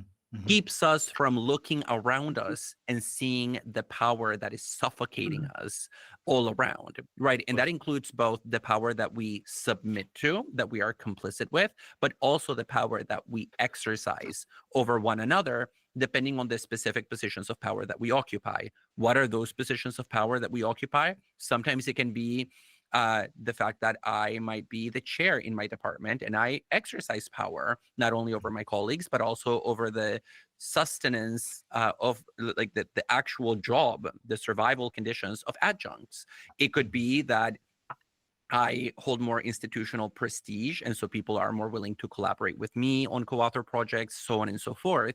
And so in the chapter of the book entitled The Alienated Philosopher, we talk about this problem that philosophers, we have this idea that philosophy is a mission. It's like a gift or a vocation. And so we ought to be thankful that we get to teach and do research, rather than understanding that it is an occupation, and as such, it is mired in relations of power. And that's why we ultimately think that the profession of philosophy is so problematically depoliticized, because you have all these subjects who are, dragging power relations everywhere they go. Don't think often we think we're immune to that, and there is nothing more ideological than thinking that you are free from power, that you've already been liberated and don't have to think about that. Yeah, and I think you're clearly invested, right, in a kind of, and like, to be clear, like, I on some level like still hold on to an idea of philosophy as having a kind of mission character, or having like a possibility in it, and obviously we're invested in it for this reason. And if you want, whether like we could like quibble about the ontology of the philosophical self, or what philosophical insight or coherence is, but I think like to even create the conditions for the possibility of that realization, you need liberation, like genuine liberation.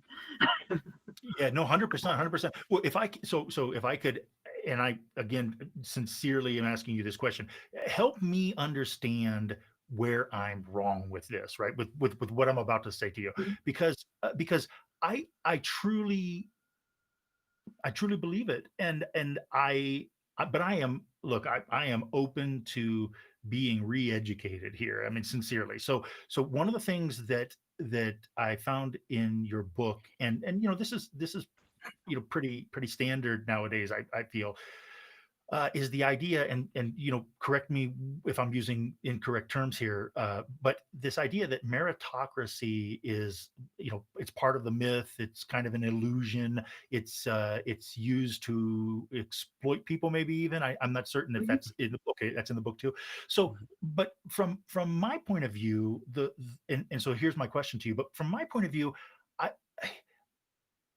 we're talking about power, and we're talking about people who are just trying to sort of get their way, and it just, I guess my question is something like this. It seems to me that when we think about the question of merit, we think about the question of meritocracy, that I understand concerns about biases all along the way.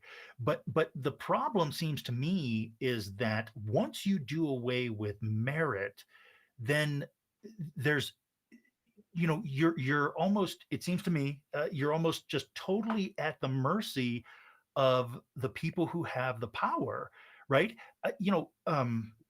I worked, I actually, I'm in a publication. I'm trying to be careful here. I'm not trying to point anybody out. But so I used to work with a professor, and she told me that, and this was outside of, this was a blind spot for me.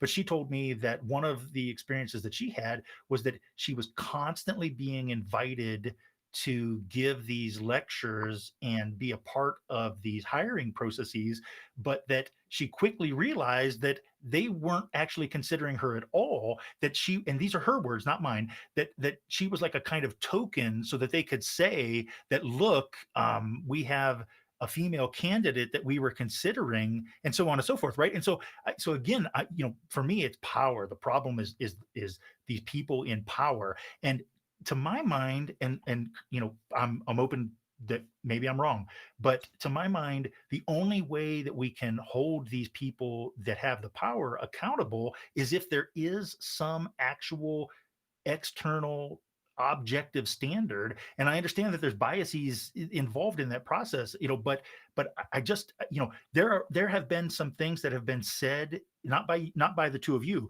but there have been things that have been said, for example, by the American Philosophical Association, in the effort to reject merit and in the effort to reject meritocracy, that are just, they're so absurd that they end up treating people as though they are just, chess pieces to be placed in certain places.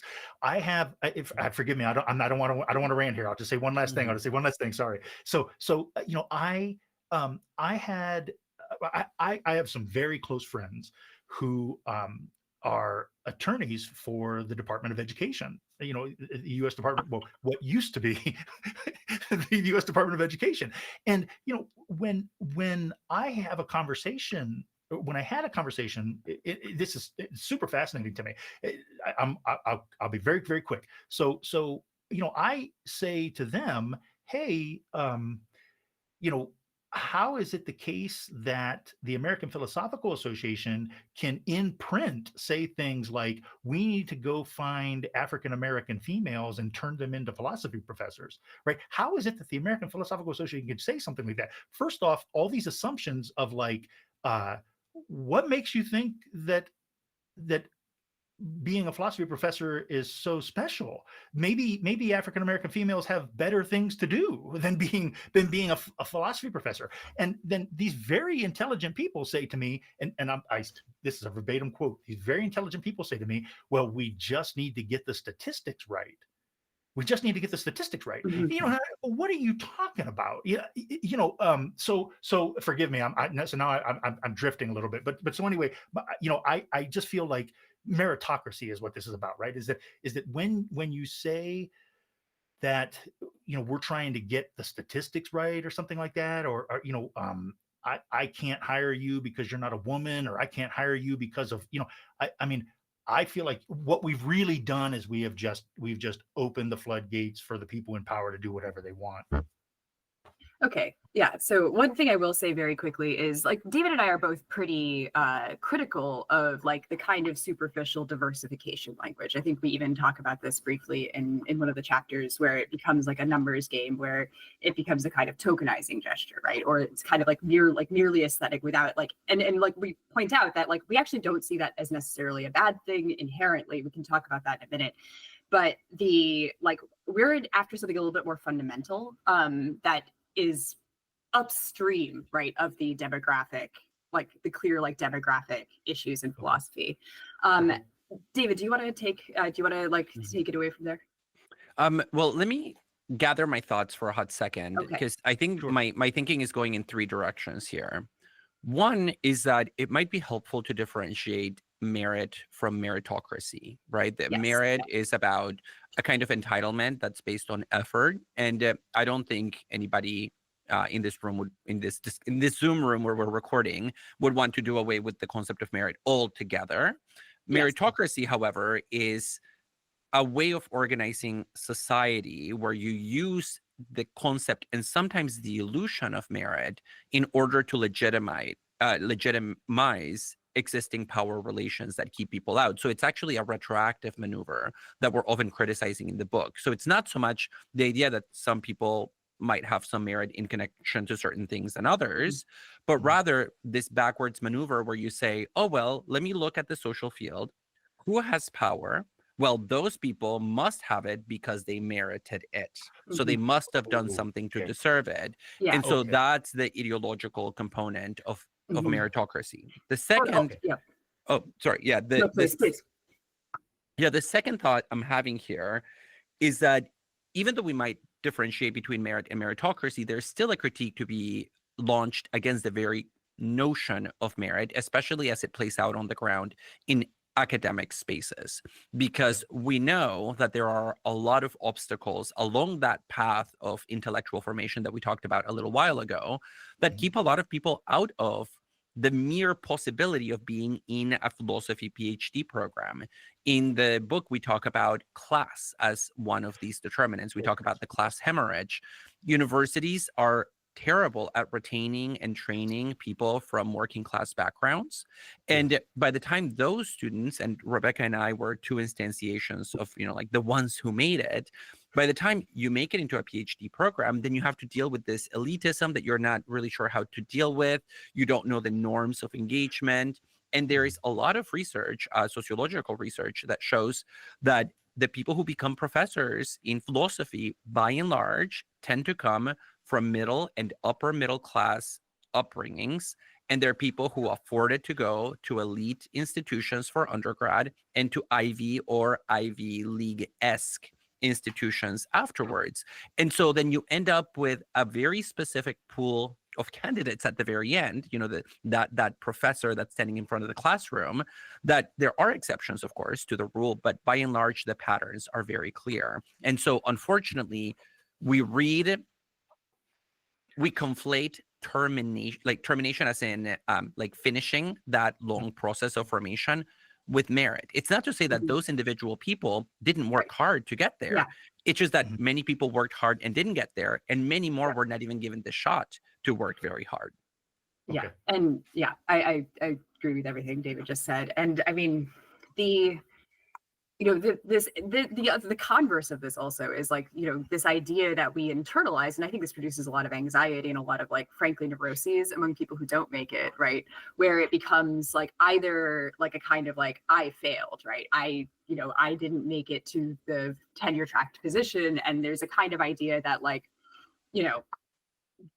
I just couldn't hack it, right? And you see this like internalized idea of like merit, where like, I justly should be in that position, but I'm not. And it kind of like creates like a lot of like insanity among people who kind of wash out.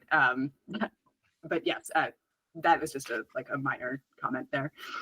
No. I love this. I love this. Thank you so much for being candid with me about this. I mean, I sincerely, deeply appreciate this. But so if I could ask, just to help me get a little bit clearer here too. So I actually agree. So this idea that if merit equals effort, absolutely, that's a problem, right? And then because that perpetuates what you talk about in the book in terms of just people burning themselves out and just thinking that they have to be as productive as possible and things of that nature. But I guess what when I think of merit, and I recently had a kind of exchange with someone who takes a very French approach to existentialism, and was saying that merit is like the worst thing on the planet, and the idea of merit is the worst thing on the planet because it oppresses people and so on and so forth. But what I'm trying to get at is something like this, is something like if you say something like, and not you too, but if someone who is criticizing merit says something like, well, it's not fair to everyone.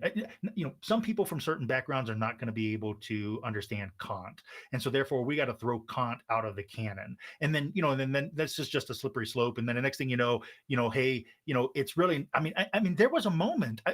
I don't know. I think that maybe our time frames are a little off from one another, right? So I think there was a moment when the American Philosophical Association was very open and brazen about some of the things that they were saying, and I'm not so sure. I don't know where you guys were. I don't know where the two of you were in time when the American Philosophical Association was doing that and saying those things, but one of the things that they were openly saying this in writing is that we need to come up with African philosophies that don't involve Aristotle. Like we got to get rid of Aristotle, right? And this idea that, for example, the principle of non-contradiction is somehow racist, or that the principle of non-contradiction is somehow racially biased. And my thought is that no one outside of philosophy, if a lawyer heard that, no one outside of philosophy would even take that seriously. That it would just be considered an absurd utterance, right? And so getting back to all of this, it's like, well, as you systematically pull things from the canon and justify it by saying that there's an unfair bias, or it excluded these people or something like that, that what you then end up with is just this kind of relative free-for-all that's just determined by things like, and this is how it gets hijacked, right? Just determined by things like, well, what do the students want to hear? What is going to get us the most likes and the most subscribers and the most tuition money? And let's go in the classroom and say those things, right? And forgive me, the last piece to this is that when I hear merit, and David was just commenting on this idea of feeling inadequate or insecure in the face of elitism.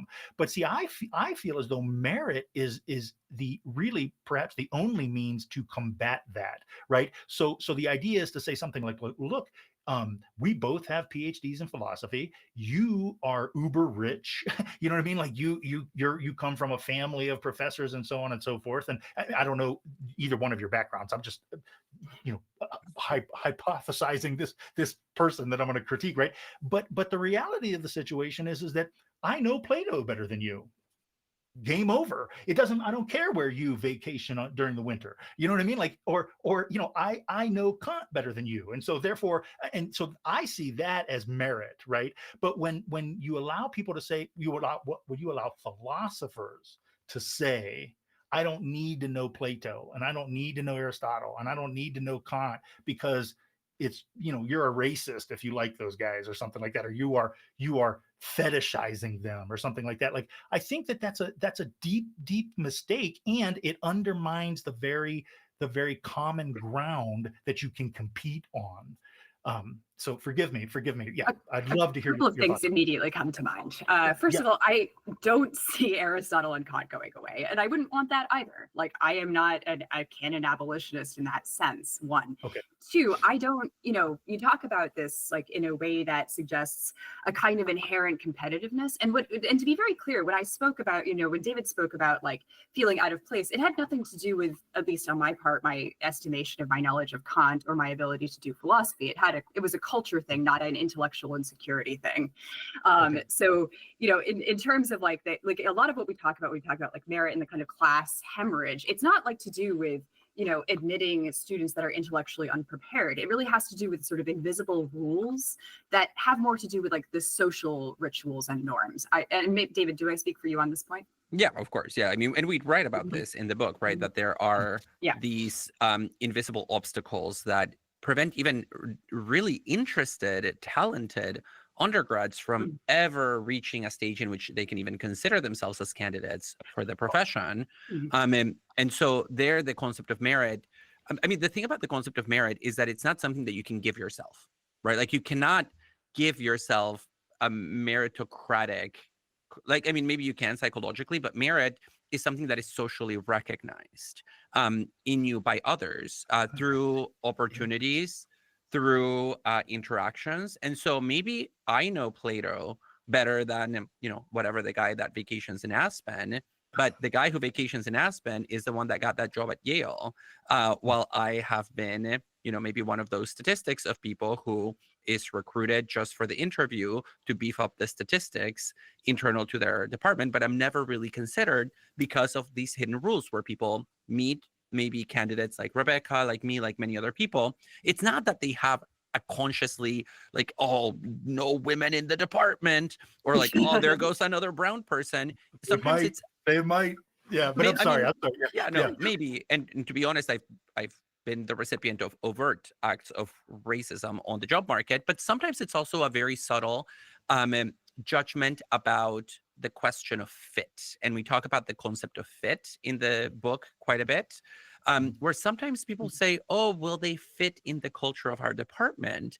And once you start really digging, because it's such a big concept, once you start really realizing what that refers to, it's like, oh, are they the kind of people that we feel like we have a lot to share, a lot in common with? Are they the kind of people that we can identify with and imagine envisioning at our dinner parties? Those sorts of questions start emerging. And that's where, you know, however faithful or fictitious my own self-assessment about how well I know Plato might be, and independently of how certain I am that I've done my work, it will not change the fact that the power is in the hands of a hiring committee that has a very specific class, racial, gendered composition. And so in those cases, I think when people talk about the diversification of the discipline, and I mean, to be clear, you and I probably disagree on the question of the canon. And I've written about that in another place, right? About the politics of canonization. Why is it that some people become canonized, but others not? And I think Rebekah and I come from a place where we both went to a graduate program that specializes in the Western canon, in the history of the canon, because we loved that field. We love that field. That's what we wanted to be trained in. But the power given to that particular iteration of the canon is disproportionate to all the possibilities of what a canon in philosophy could be. I think I would be very critical of somebody who says, oh, I need to know nothing about Plato. But how come we're not critical of somebody who doesn't feel the same way about Confucius? How come we don't have the same view about somebody who literally knows nothing about Africana philosophy or Asian philosophy or Latin American philosophy. And so here we're not even talking about gaps in one proper name. We're talking about gaps in entire continents. And for some reason in our discipline, that doesn't even register as problematic. It just registers as the default.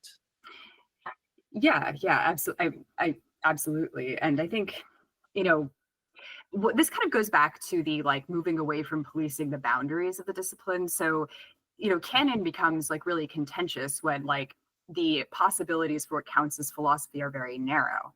Like if you open up, right, what counts as philosophy, and we talk about this a lot, I think, in the book, in terms of like thinking about like what are, like how could we read other things, like additional things, like not just additional things, but like thinking about like a very broad conception of what even counts as philosophy. I think in this respect, it's not just a matter of like excavating figures that were overlooked, although we do agree with that kind of project as well, but also expanding it, right? Like not just in terms of like geographical location, culture, but also in terms of like what is under consideration. And so it becomes less a turf war, right? Sure. No, I deeply appreciate both of your answers. Thank you so much for that. So I guess this is great. If it's okay to say one more thing about this, because I feel like we're really getting clear on this. I don't disagree with actually anything that either one of you just said. And so I guess the concern that I have, and I have a question that I'd like to lead off with, and the question is something, and I'm being sincere with you. I'm sincerely asking you this question: is that should we do away with grades?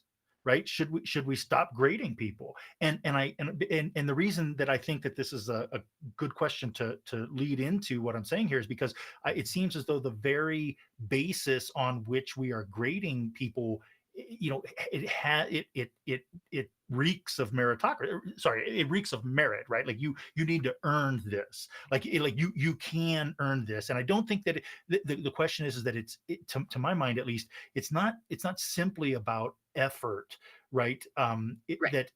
It's not simply about effort. So there has to be some sort of structure that is unique to the discipline of philosophy. Otherwise, there's really no discipline of philosophy. But so anyway, so my question being something like is that there may be a contradiction there, right? That we're grading people, but then we're also telling people that that our grading is biased and unfair. But if we stop grading people, then what have we become? Help me out here. I have so many thoughts about this. I will take the lead on this. So yes, grading. I could not care less about grades. And let me provide some context for this. I went to an undergraduate that was very got a scholarship kid at a very hippy dippy like liberal arts college that gave me an excellent education and was grades optional. I never thought about grades once in my undergraduate. I didn't care. I mean, I did opt for grades because I thought I might want to go to grad school, but like it was not a motive. Like grades have nothing to do with why I thought I would be like wanted to go into philosophy. It wasn't because I got A's in my philosophy papers. I did, but I didn't care about that.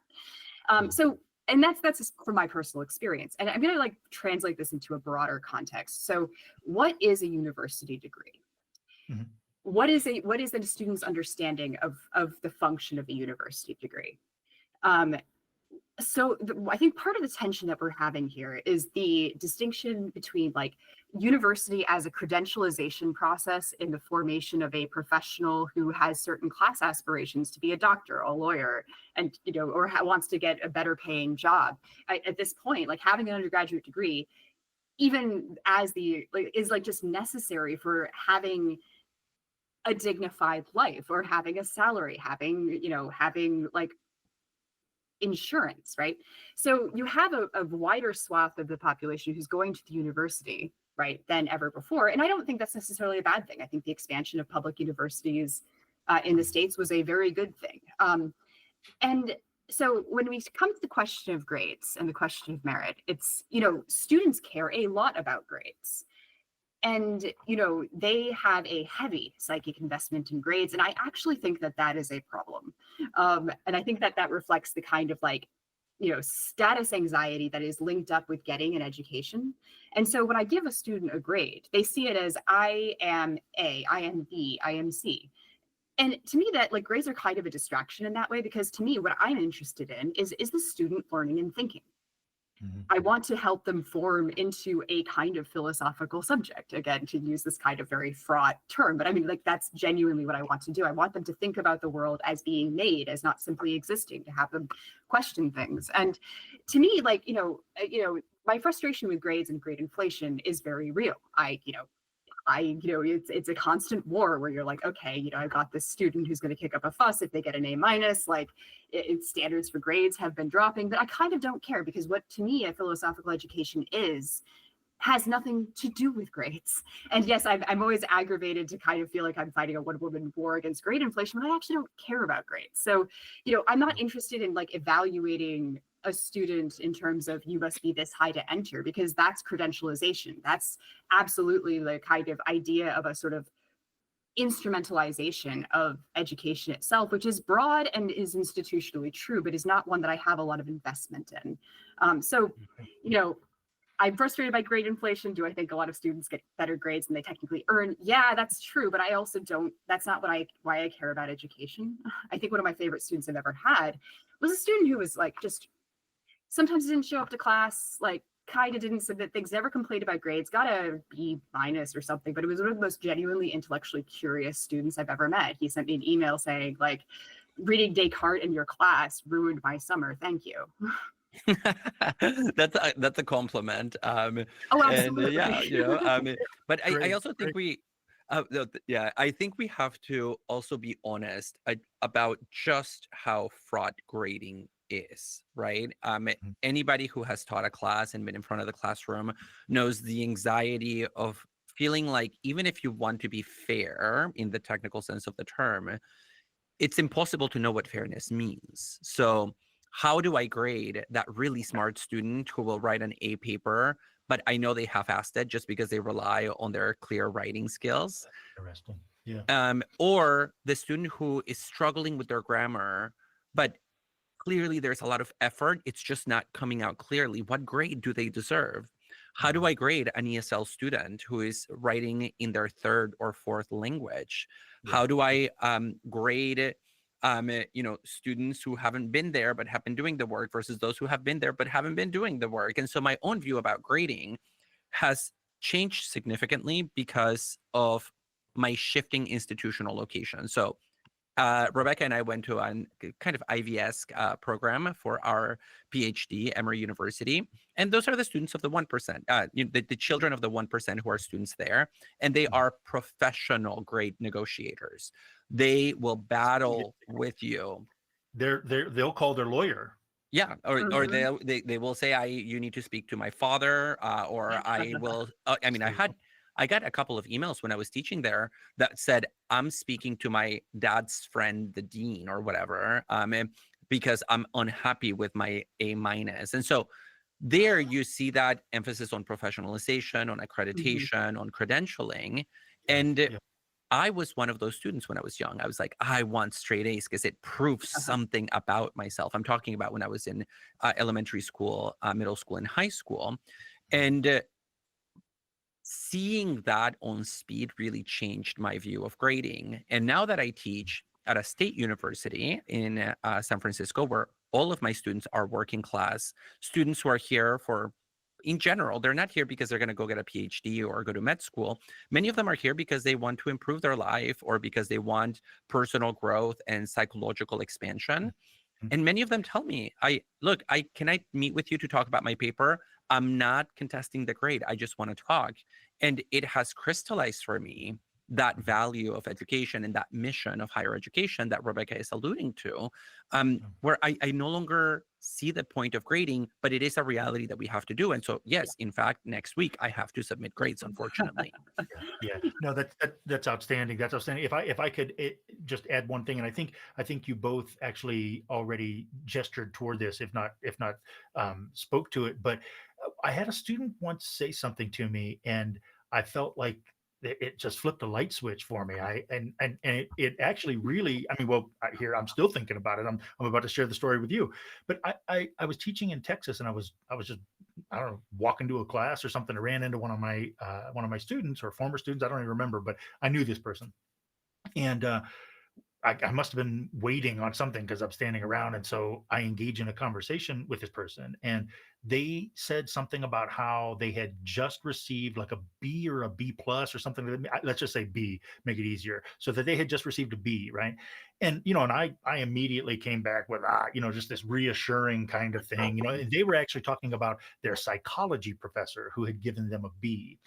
And what they said back to me, like, it was like one of these peak moment experiences for me. They said, well, that professor knows that by giving me that grade, that I will have to pay for grad school.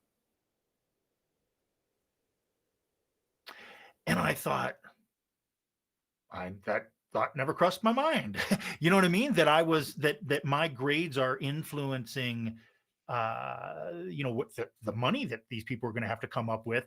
And and as we've been saying, working class individuals are going to have more difficulty coming up with that money. Then so anyway, so that really affected me in terms of thinking about grading people. And I too could say several things about grading, but I don't want to go too far afield here, so I'll just leave it at that. But I still want to say something like, I think our best way to combat power in these university situations is that, and I'll put it this way, we should agree on some kind of a standard and then hold ourselves to it. And if you want that standard to include Confucius or whoever else, that's great. I'm all for it. But to say that we cannot have a standard because having standards is somehow, white or something like that. You know what I mean? Like, I think we're being exploited big time because we're opening the door then to just be exploited big time. Worse than if we had standards. So maybe that's, forgive me. Yeah. I mean, I would want to know who says we can't have any standards, right? Like who's openly voicing that view. Got a book right here. Yeah. And so, unless that is a critique of standards' role in standardizing experiences, right? Because there's a legitimate criticism to be made about the fact that nowadays, when we use the word standard, what we mean is a measurable, something that is quantifiable. That's why grades are so appealing, because they have a numerical value, right? Like, and then you have a GPA, and it allows us to create a ranking of who's the best and who's the worst. But there are ways of thinking about standards where it's a much more pluralistic understanding. Different people can have different standards that they are aspiring to. Maybe one student is aspiring to go to med school. Maybe we give them the option of grades. Maybe another student just wants to learn philosophy and they don't need the grading option, as in Rebekah's undergrad experience. And also, not every standard can or should be graded.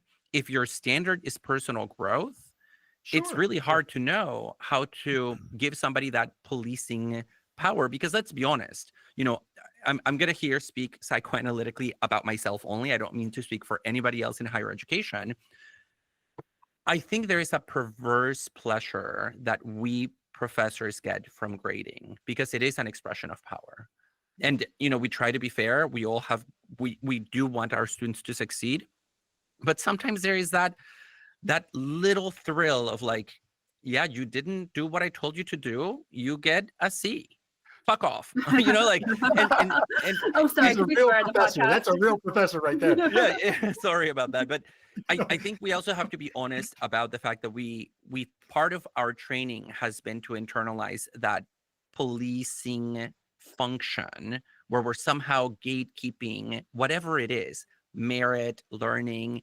And I think that's something that we probably have to therapize a little bit in ourselves individually. And it's something that I struggle with now. It's not something that I've overcome because I sometimes still have that impulse of leaning on a power that I know I have over students. And I hate that I have that power because that power in the grand scheme of things sometimes just keeps students in their place. It disciplines, like in a negative sense of the term.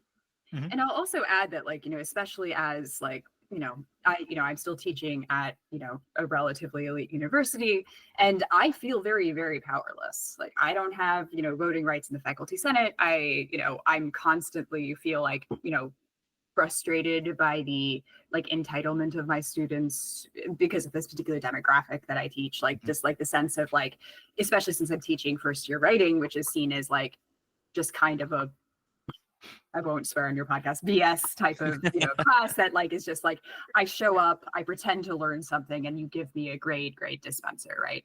And so like what David's describing, I'll only speak for myself as well. It's like, yeah, it's very, it's like you're going to complain to the dean, you're going to like be like, there's going to be no consequences when you cheat. Like, you're all doing ChatGPT all the time, and I know it, and we're kind of doing this Potemkin thing. And when I can catch you at your made up, hallucinated citations, I got you. I nailed you. And I just submitted like a 10-page honor council report. So, I understand very much that. And to me, like, I'm a university abolitionist. Like, I actually don't care like in an intellectual level about the credentialization, this like ABCD.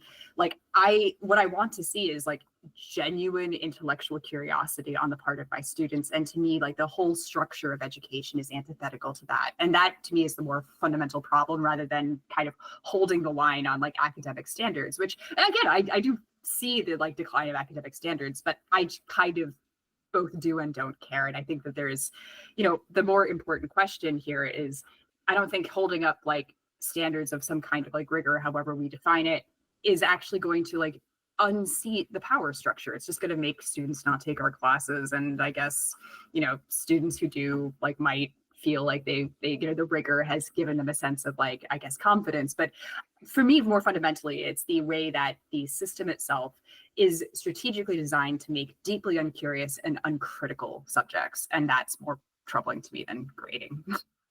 Okay, no. I appreciate that, and I actually believe that I agree with you 100% about that. I guess what I'm trying to get at is something like this, right? Like I was talking to this one fella, and he said that they have these fundraisers, like it doesn't matter. I mean, you can pick any political thing you want, right? So this is they're having this they're throwing a fundraiser at a party against some political thing. Let's just put it that way, right? And then they invite judges, like literal actual judges, to these fundraisers. And this guy, who he said, he doesn't understand why they even do this. He said because a judge cannot predetermine the outcome of a case. Right. Like, so, I mean, this is just sort of obvious, right? Like the judge can't say, oh, this case involves abortion, you're guilty, right? Like, whatever, this case involves XYZ, this person's guilty. I don't need to hear any arguments. I know they're guilty. So, but I feel like that perversion has crept into academia. And so for example, I'm trying to be, I'm not trying to be offensive in any way, shape, or form here. I don't want to offend anyone, but to say something like, we're going to hire somebody from Montana, and then to do it before you even get any applications of anybody from Montana, there's something suspect about that. Like, I don't, and please allow me just to add this last piece to this, is that, like, hey, and and you, the two of you said this to me, so I think I'm just saying something back to you that you said to me, right? Was that you, Dr. Spera, is saying that you feel as though you feel these exclusions and this, that, and the other, right? Hey, I read your book. I mean, this is outstanding work. I mean, I'm sitting here and I'm talking to you, and I'm like, oh my goodness. I mean, the both of you are clearly, I mean, I've been around the block a few times. Like, I don't need a lot of time to figure out who I'm talking to, you know what I mean? And the both of you are like, I mean, wow, you know what I mean? Like really excellent. No, sincerely, right? But now let's, I mean, that's obvious to me. But let's put that in the context and then say, well, you're excluded, Rebekah, because you're not from Montana. Yeah, you know what I mean? Like, I feel like, let me say just really one little fair. one little detail. I mean, I appreciate the kind words about us and our work. Sure. Let's also just put it on the table that neither Rebekah nor I have been hired by a philosophy department, and we've been in the market for a very long time. Oh, I guess okay. And so, when we were talking about exclusion, and when I alluded to our experience in philosophy, this is a theme that many people have written about, that many voices in philosophy, including leading voices, we're not leading voices, but like when I'm talking about like, people who have like a Wikipedia entry, two of if you you are have leading voices, you are. No, I disagree. Sorry. But yeah. I mean, big people names. whose first Google search is not rate my professor. Yeah, exactly. No, when we're talking about big names in in various philosophical subfields, have their home outside of philosophy departments, and often people are puzzled by that, like, I didn't realize that this person is not a philosopher, but they previously read them as philosophical until they learned about their institutional affiliation. And so when we talk about exclusion, we don't feel as if the exclusion is not, how can I say this, intellectual. It's not that Rebekah and I don't feel like philosophers. We identify as philosophers publicly in our work and in our profession. But those material conditions that we talk about at length in the book, like, we've lived them in various ways. And so when there are discussions about changing hiring practices, we also have to contextualize those changes. And those changes and the plea for recruiting more, let's say, you mentioned students of color into the discipline, doing summer programs to try to incentivize people to apply to graduate schools, being more attentive to the pool of candidates. All of that comes from a world where, as we note in the first chapter of our book, where we go into great detail about the statistics of the demographics of professional philosophy, philosophy remains one of the most conservative disciplines in all of the humanities when it comes to diversification. Women in general, especially white women, have made some progress in the last few decades, but especially when you turn to race and when you turn to other categories, certainly when you turn to class, philosophy is still stuck in the 1950s and 60s as far as its population is concerned, just the look of the population. And so there is a way in which it's easy maybe to target something like, they want to hire somebody from Montana. But if you were to observe that desire to hire somebody from Montana in a world in which nobody from Montana keeps getting hired no matter where they are, and there seems to be a politics to being from Montana, maybe the claim is not as absurd as it seems at first glance, and there is a rationale behind it. Yeah, and I'll add also that, like, so much of the anxiety about who gets jobs, the kind of they just hired X candidate because they need Y, right? And then the they need Y representation or diversity or whatever. I think so much of that, that profound anxiety that you see among job seekers, where it's like, they didn't want me because I'm white, or they didn't want me because I'm a woman, or however it cashes out. So much of that has to do with the increasing scarcity of jobs, period. And I think focusing on we need to make it strictly meritocratic, and we need to completely eliminate any effort to sort of rectify historical exclusions misses the point, I think, a little bit about the labor conditions, the kind of the scarcity of these jobs, these increasing proletarianization that does get cashed out in race and class terms. So I understand where the spirit of your question comes from, but I affirm what David said in terms of it's not just a neutral category. It's not just guys from Montana. And he is right about our profession, statistically speaking, but also a lot of the fierceness around these debates about hiring, about canon, has to do with prior conditions, material scarcity. 100%, and I'm not disagreeing with that, and I'm also not suggesting that the underrepresented are somehow inherently inadequate or something as well. I'm not suggesting that.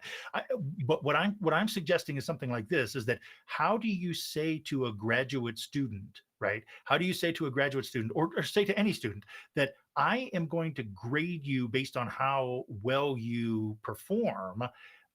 But how well you perform won't lead to anything else, how well you perform will not guarantee you anything, in terms of accomplishing something, right?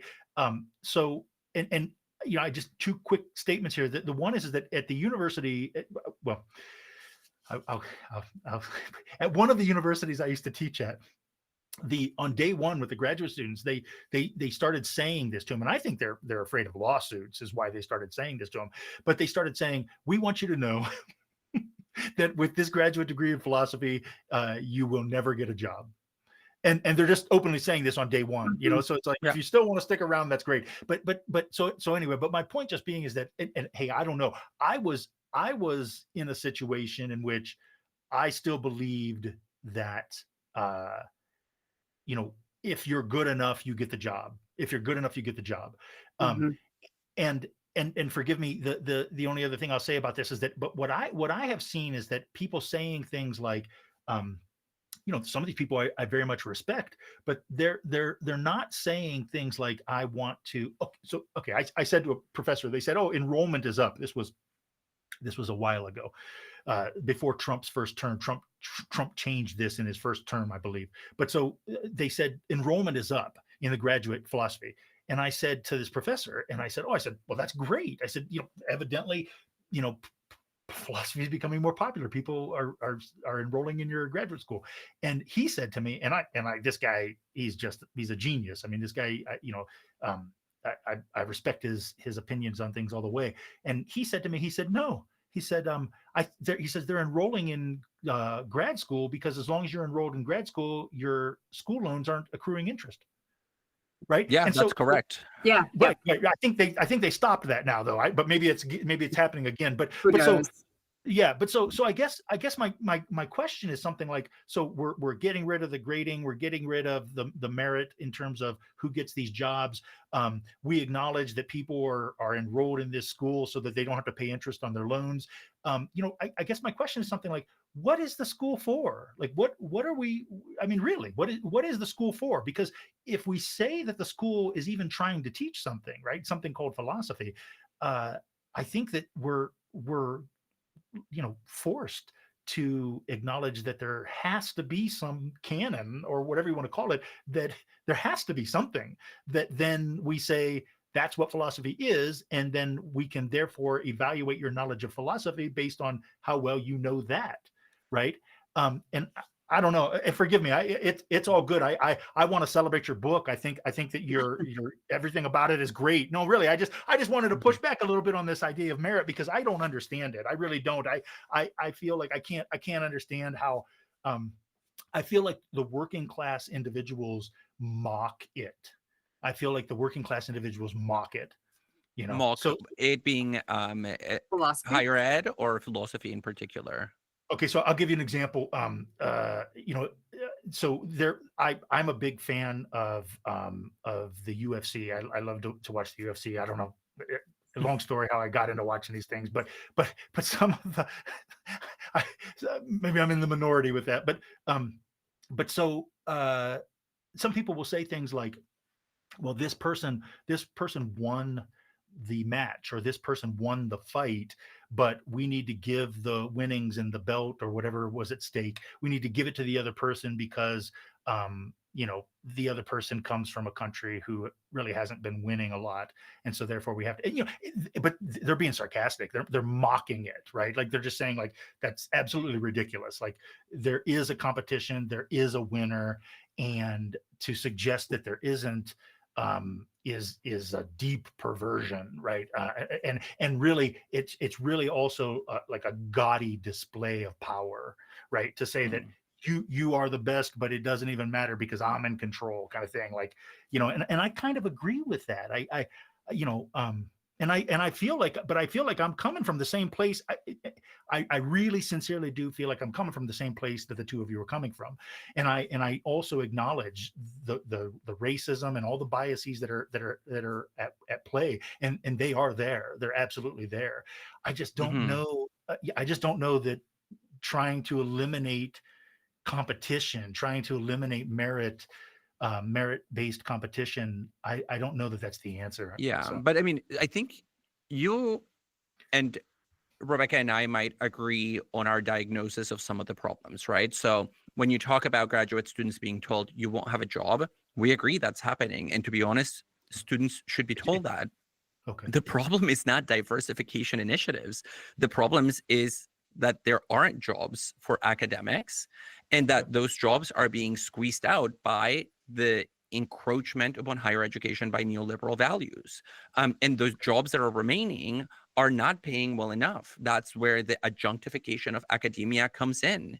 And so when we think about what's the cause of what problem, I think we need to be very careful, because it almost sounded to me, and I don't want to speak for you, as if you're tracing all of those things to efforts to diversify the discipline. And I think that would be a mistake to attribute it to that particular thing. And so, for example, and I also think there are limits to the sports metaphor, because sure. I mean, have I won at philosophy? I don't think the question makes sense. Like, oh, no, am I the you have one, Dave. Yeah, I'm sorry. I don't know. Yeah, no, sorry, but I mean, no, I appreciate that. But the question is, what does winning mean in philosophy? Yes, I finished my degree. I have my PhD. No, I did not get a job in philosophy. Yes, I ended up with a job, so I have material security. I am not an adjunct. I am also at a place where, for a number of reasons, my job, much like that of my non-tenure track colleagues, might be eliminated. We are at risk of massive cuts. The philosophy program and the humanities program might be cut. So what does winning mean? There is a clear sense to me in which intellectual activity is not like sports. And I say this as somebody who spends as much time doing philosophy as I do playing sports. I play a number of sports multiple times a week, and I compete and I travel for sports. And there's a sense in which I can't see the connection.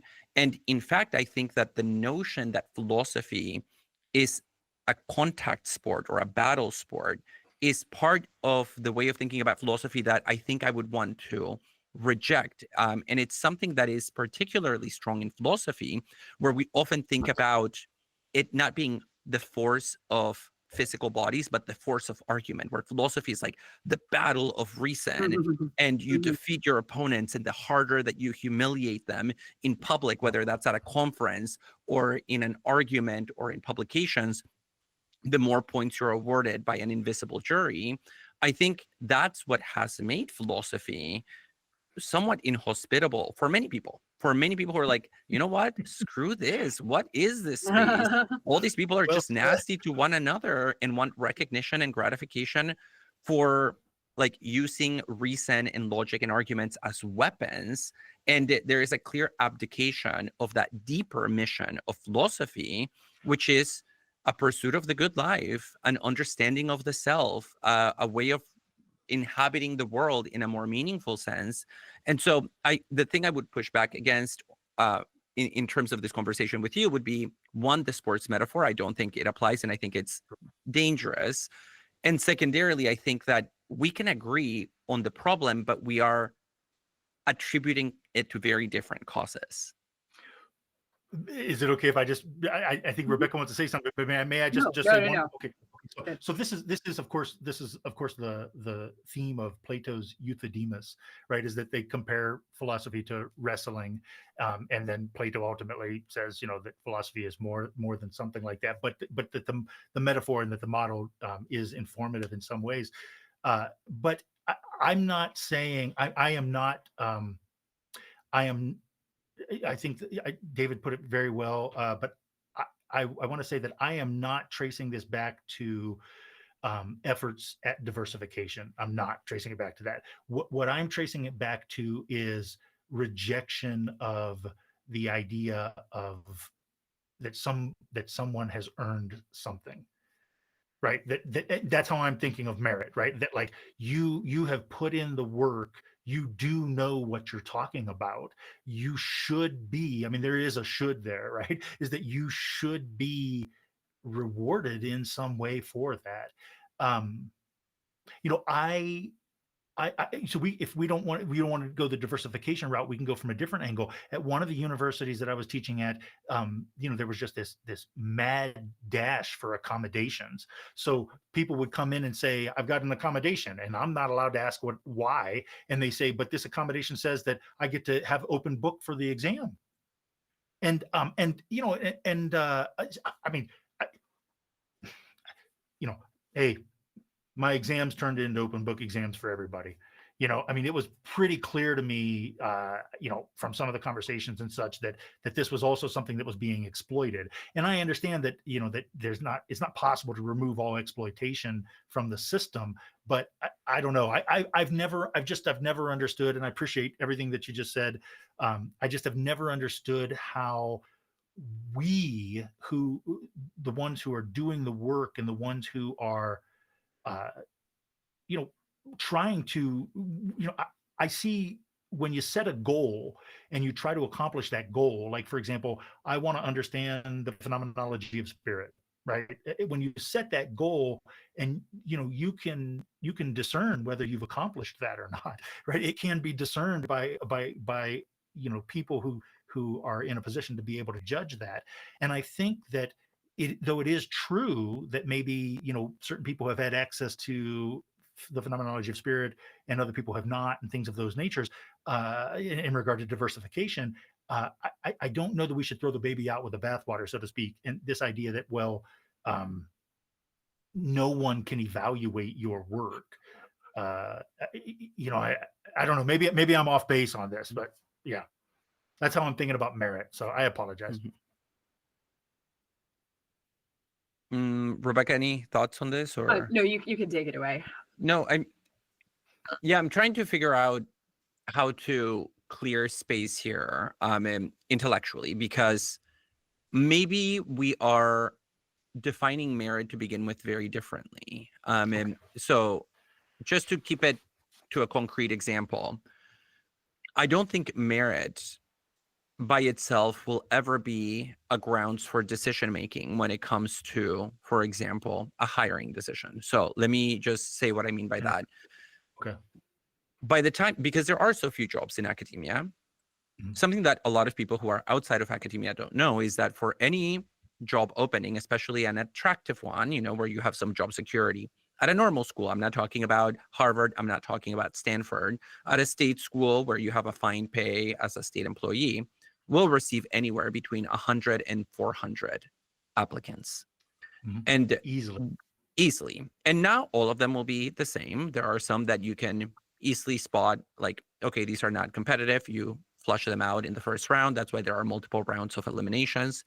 But even by the time you get to the very final round, when you have like 10 finalists and you need to narrow it down to the 3 that are going to go to the campus visit, by the time you narrow it that much, you have 10 people, all of whom have their PhD, all of whom are stellar, all of whom have different publications, and you cannot really rank them. Any one of them could be a perfectly fine addition to your program.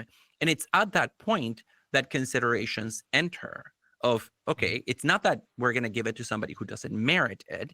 It's that now extra meritocratic considerations maybe kick in. Because if I have a department that is all males, should I take that into account when I have a pool of 8 men and 2 women, all of whom have met the conditions for the job? They have publications, they have a PhD, they have good teaching evaluations. And so that's often how that conversation plays out. It's never the case that the conversation plays out with, we're going to give it to somebody even if they don't meet the basic requirements that are needed for qualification. And so we're not giving tenure track positions to people who haven't already jumped through the hoops of getting a PhD and who have already gone through the trouble of trying to articulate a vision, publications, conference presentations. And so I really want to disambiguate the notion of merit as we're using it and as we talk about it in the book from this sense of giving it to somebody who is unqualified. Because I think that conflation takes us in directions where we just we're no longer speaking about the same thing. That's completely fair. Yeah, no. So if what we're talking about is that we just need people who meet the minimum qualifications, and we are trying to make the department appear a certain way, or have a wider appeal to students or something like that, then I mean that's a business decision, it seems to me. Maybe it's also a cultural, you're trying to right some cultural wrongs or something as well with it. um, for example, Oklahoma State, the last time Oklahoma State had a tenure track position, I was at a conference talking to somebody who was on the hiring committee. There to Oklahoma State, there were 450 some applications. When I applied to the community college in New Jersey, they wrote me back and thanked me, and they apologized, and they said that there were over 500. I think they said there were 520 some applications to a community college in New Jersey. And when I was, I guess I can't say that. So I am aware of a place that they ran 2 back-to-back tenure track positions in 1 year, then the next year, and each year they got over 200 applications, and that was with saying that they encouraged a certain orientation to applicants, and they both got over 200 applicants. And I guess I do think that I'm in agreement with you. I guess what I'm trying to highlight, and this is the last thing I'll say about it, forgive me, but that the outcome of that search, and I was, I can't, there's no way that I can mask this, sorry, but I was aware of the candidates that applied for that. Well, I'm in print saying this, so it doesn't matter. So I'm aware of the people of the 200 people. I'm aware of a large number of those 200 people who applied for that position, and I was also someone who applied for that position. And one of the people that I was competing against is a fella who graduated from Oxford University and had at that time had like 10 publications, the majority of which were published by Oxford University Press. And they didn't even consider the guy. And it turned out, after the university spent a lot of money, after all these people showed up and did their little dance and stuff, I mean, people had to fly around and all this stuff. It turned out that they decided that they really need, I mean, right, this was the justification, that the department really needed a female professor. And who would disagree with that, right? Like, how dare you, how white of you to disagree with that, if that's what you want to do. But oddly enough, and this is what's so strange about this, is that of the 200 plus candidates, the female professor that they thought was, should I say the best candidate, turns out it's the person who's getting drunk with the chair of the department on the weekends. How strange is that? And well, I guess welcome to the history of hiring, with men hiring each other because they were drinking buddies for the last 50 years. I mean, the problem that the problem you're identifying has been happening the other way for so long that it's, I mean, to me, it borders not your position, but like the idea that you would hire your buddy and that's a sign of corruption. I agree. Like that would be a worrisome situation, but that has been the norm in higher education before the age of concerns about representation and diversity. It's just that it has not been presented in that way. So there's nothing wrong with the good old boys club. We just need to make it more diverse. I don't think that's what David's saying. I think no, I don't. Yeah.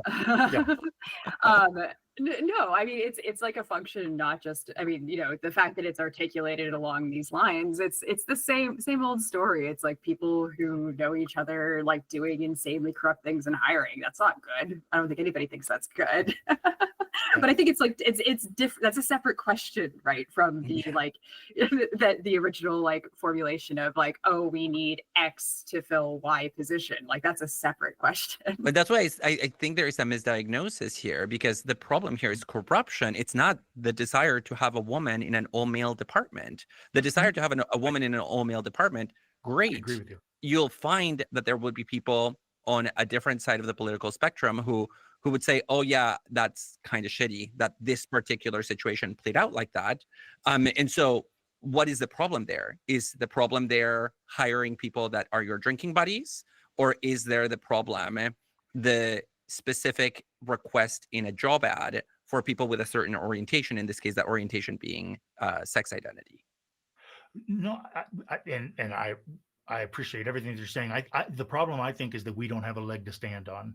That's what I think the problem is that there's no traction anywhere. Like we can't defend ourselves against this corruption.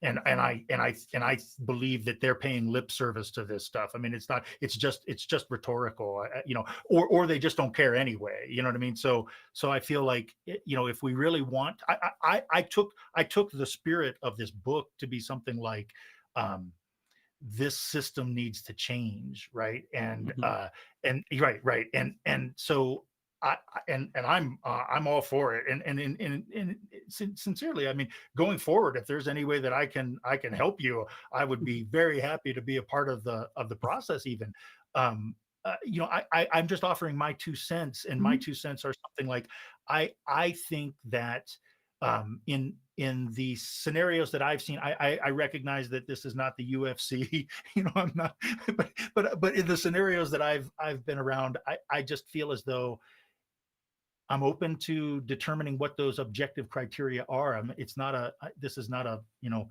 gavel kind of situation, but I just think that if we cannot agree amongst ourselves on criteria that are rooted in philosophy, not in demographics, and I think that demographics are important. I'm not trying to say anything against demographics. What I'm trying to say is that these people that it seems to me, the people who are in power, they're just paying lip service to this demographic rhetoric. They're as evidenced by the fact that, I understand you can say, hey, as long as this candidate was qualified, then it doesn't matter that there were better candidates than that candidate. I understand that you can say that. And no, but that's not what I'm saying. What I'm saying is that I mean, you have to wonder what better means, because it differs in various contexts. And so, for example, if I am teaching at a historically Black university, I do consider questions of who are my students. If you have an all-white professoriate at an historically Black college, that's a really weird look. If you have an all-male department, that's a really weird look. And it's one of the reasons why you're hemorrhaging undergrads who just are like, oh, this is a kind of like sausage fest, and I'm not sure that it's for me. And so it's not just about choosing somebody despite there being better people out there. It's really questioning whether somebody adds value to your department and to the discipline by virtue of the kind of work that they do. And the problem there is when you say we need objective measures relative to philosophy, neither objective measure nor philosophy is devoid of being fraught. Both of those are fraught concepts because the boundaries of philosophy are not clear. And so often what happens is that people who are interested in quote unquote peripheral or marginal themes, they are not even registered. They don't even register as philosophers in the eyes of the discipline. And so to say that they are not meeting the objective standard, it's just another way of saying that they're doing a kind of philosophy that is not mainstream. And that's how you end up with largely European and like androcentric departments where most philosophy departments call themselves philosophy departments, but the only thing they teach is North American and European philosophy.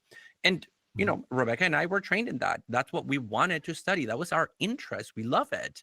But isn't it weird that like 3/4 of the world doesn't appear in philosophy departments? If that was the case with an art history department, it would be wild.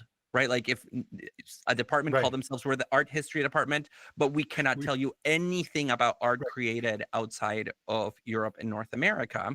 And so, I mean, obviously, like we can keep going back and forth. It seems like we've sort of like figured out that there is a difference, right, in our understanding of what it seems like we agree on there being problems with the current configuration of philosophy, but our 100%. intuitions maybe point in slightly different ways about ways to correct that.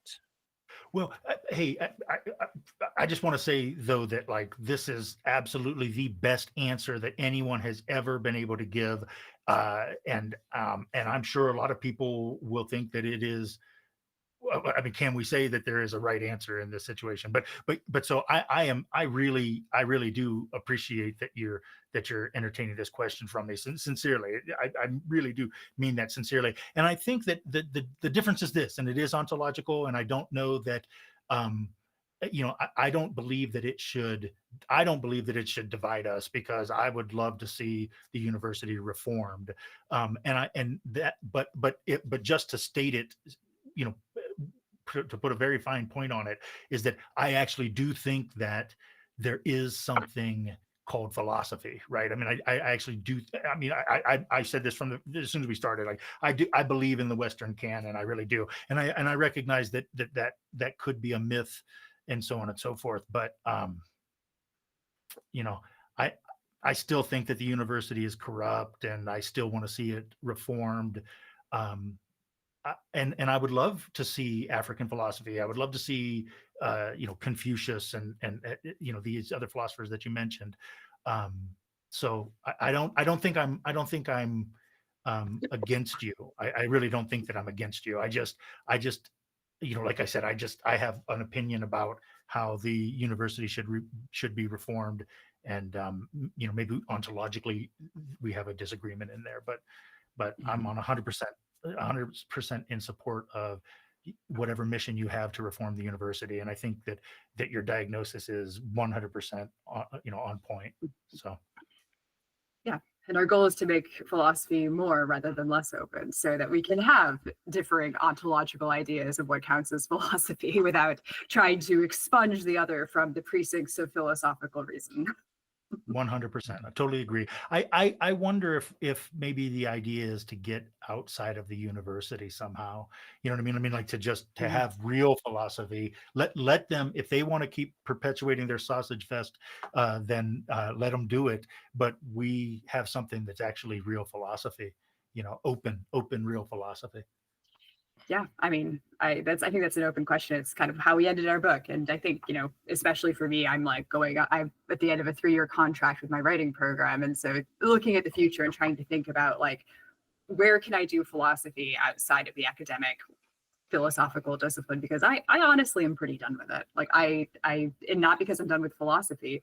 I am not done with philosophy, and philosophy is not done with me, but I need to figure out like what exists and where are the places where you can sort of push and do something else. But ultimately, I think like, one can do these things outside of the academy. The academy, though, is a kind of given, and I would love to see it, if not radically reformed, I would kind of like to see a form of abolition, like something really new and different. That's what I really hope for, some kind of breaking dawn of philosophy that can, provide the avenue towards a different and better world.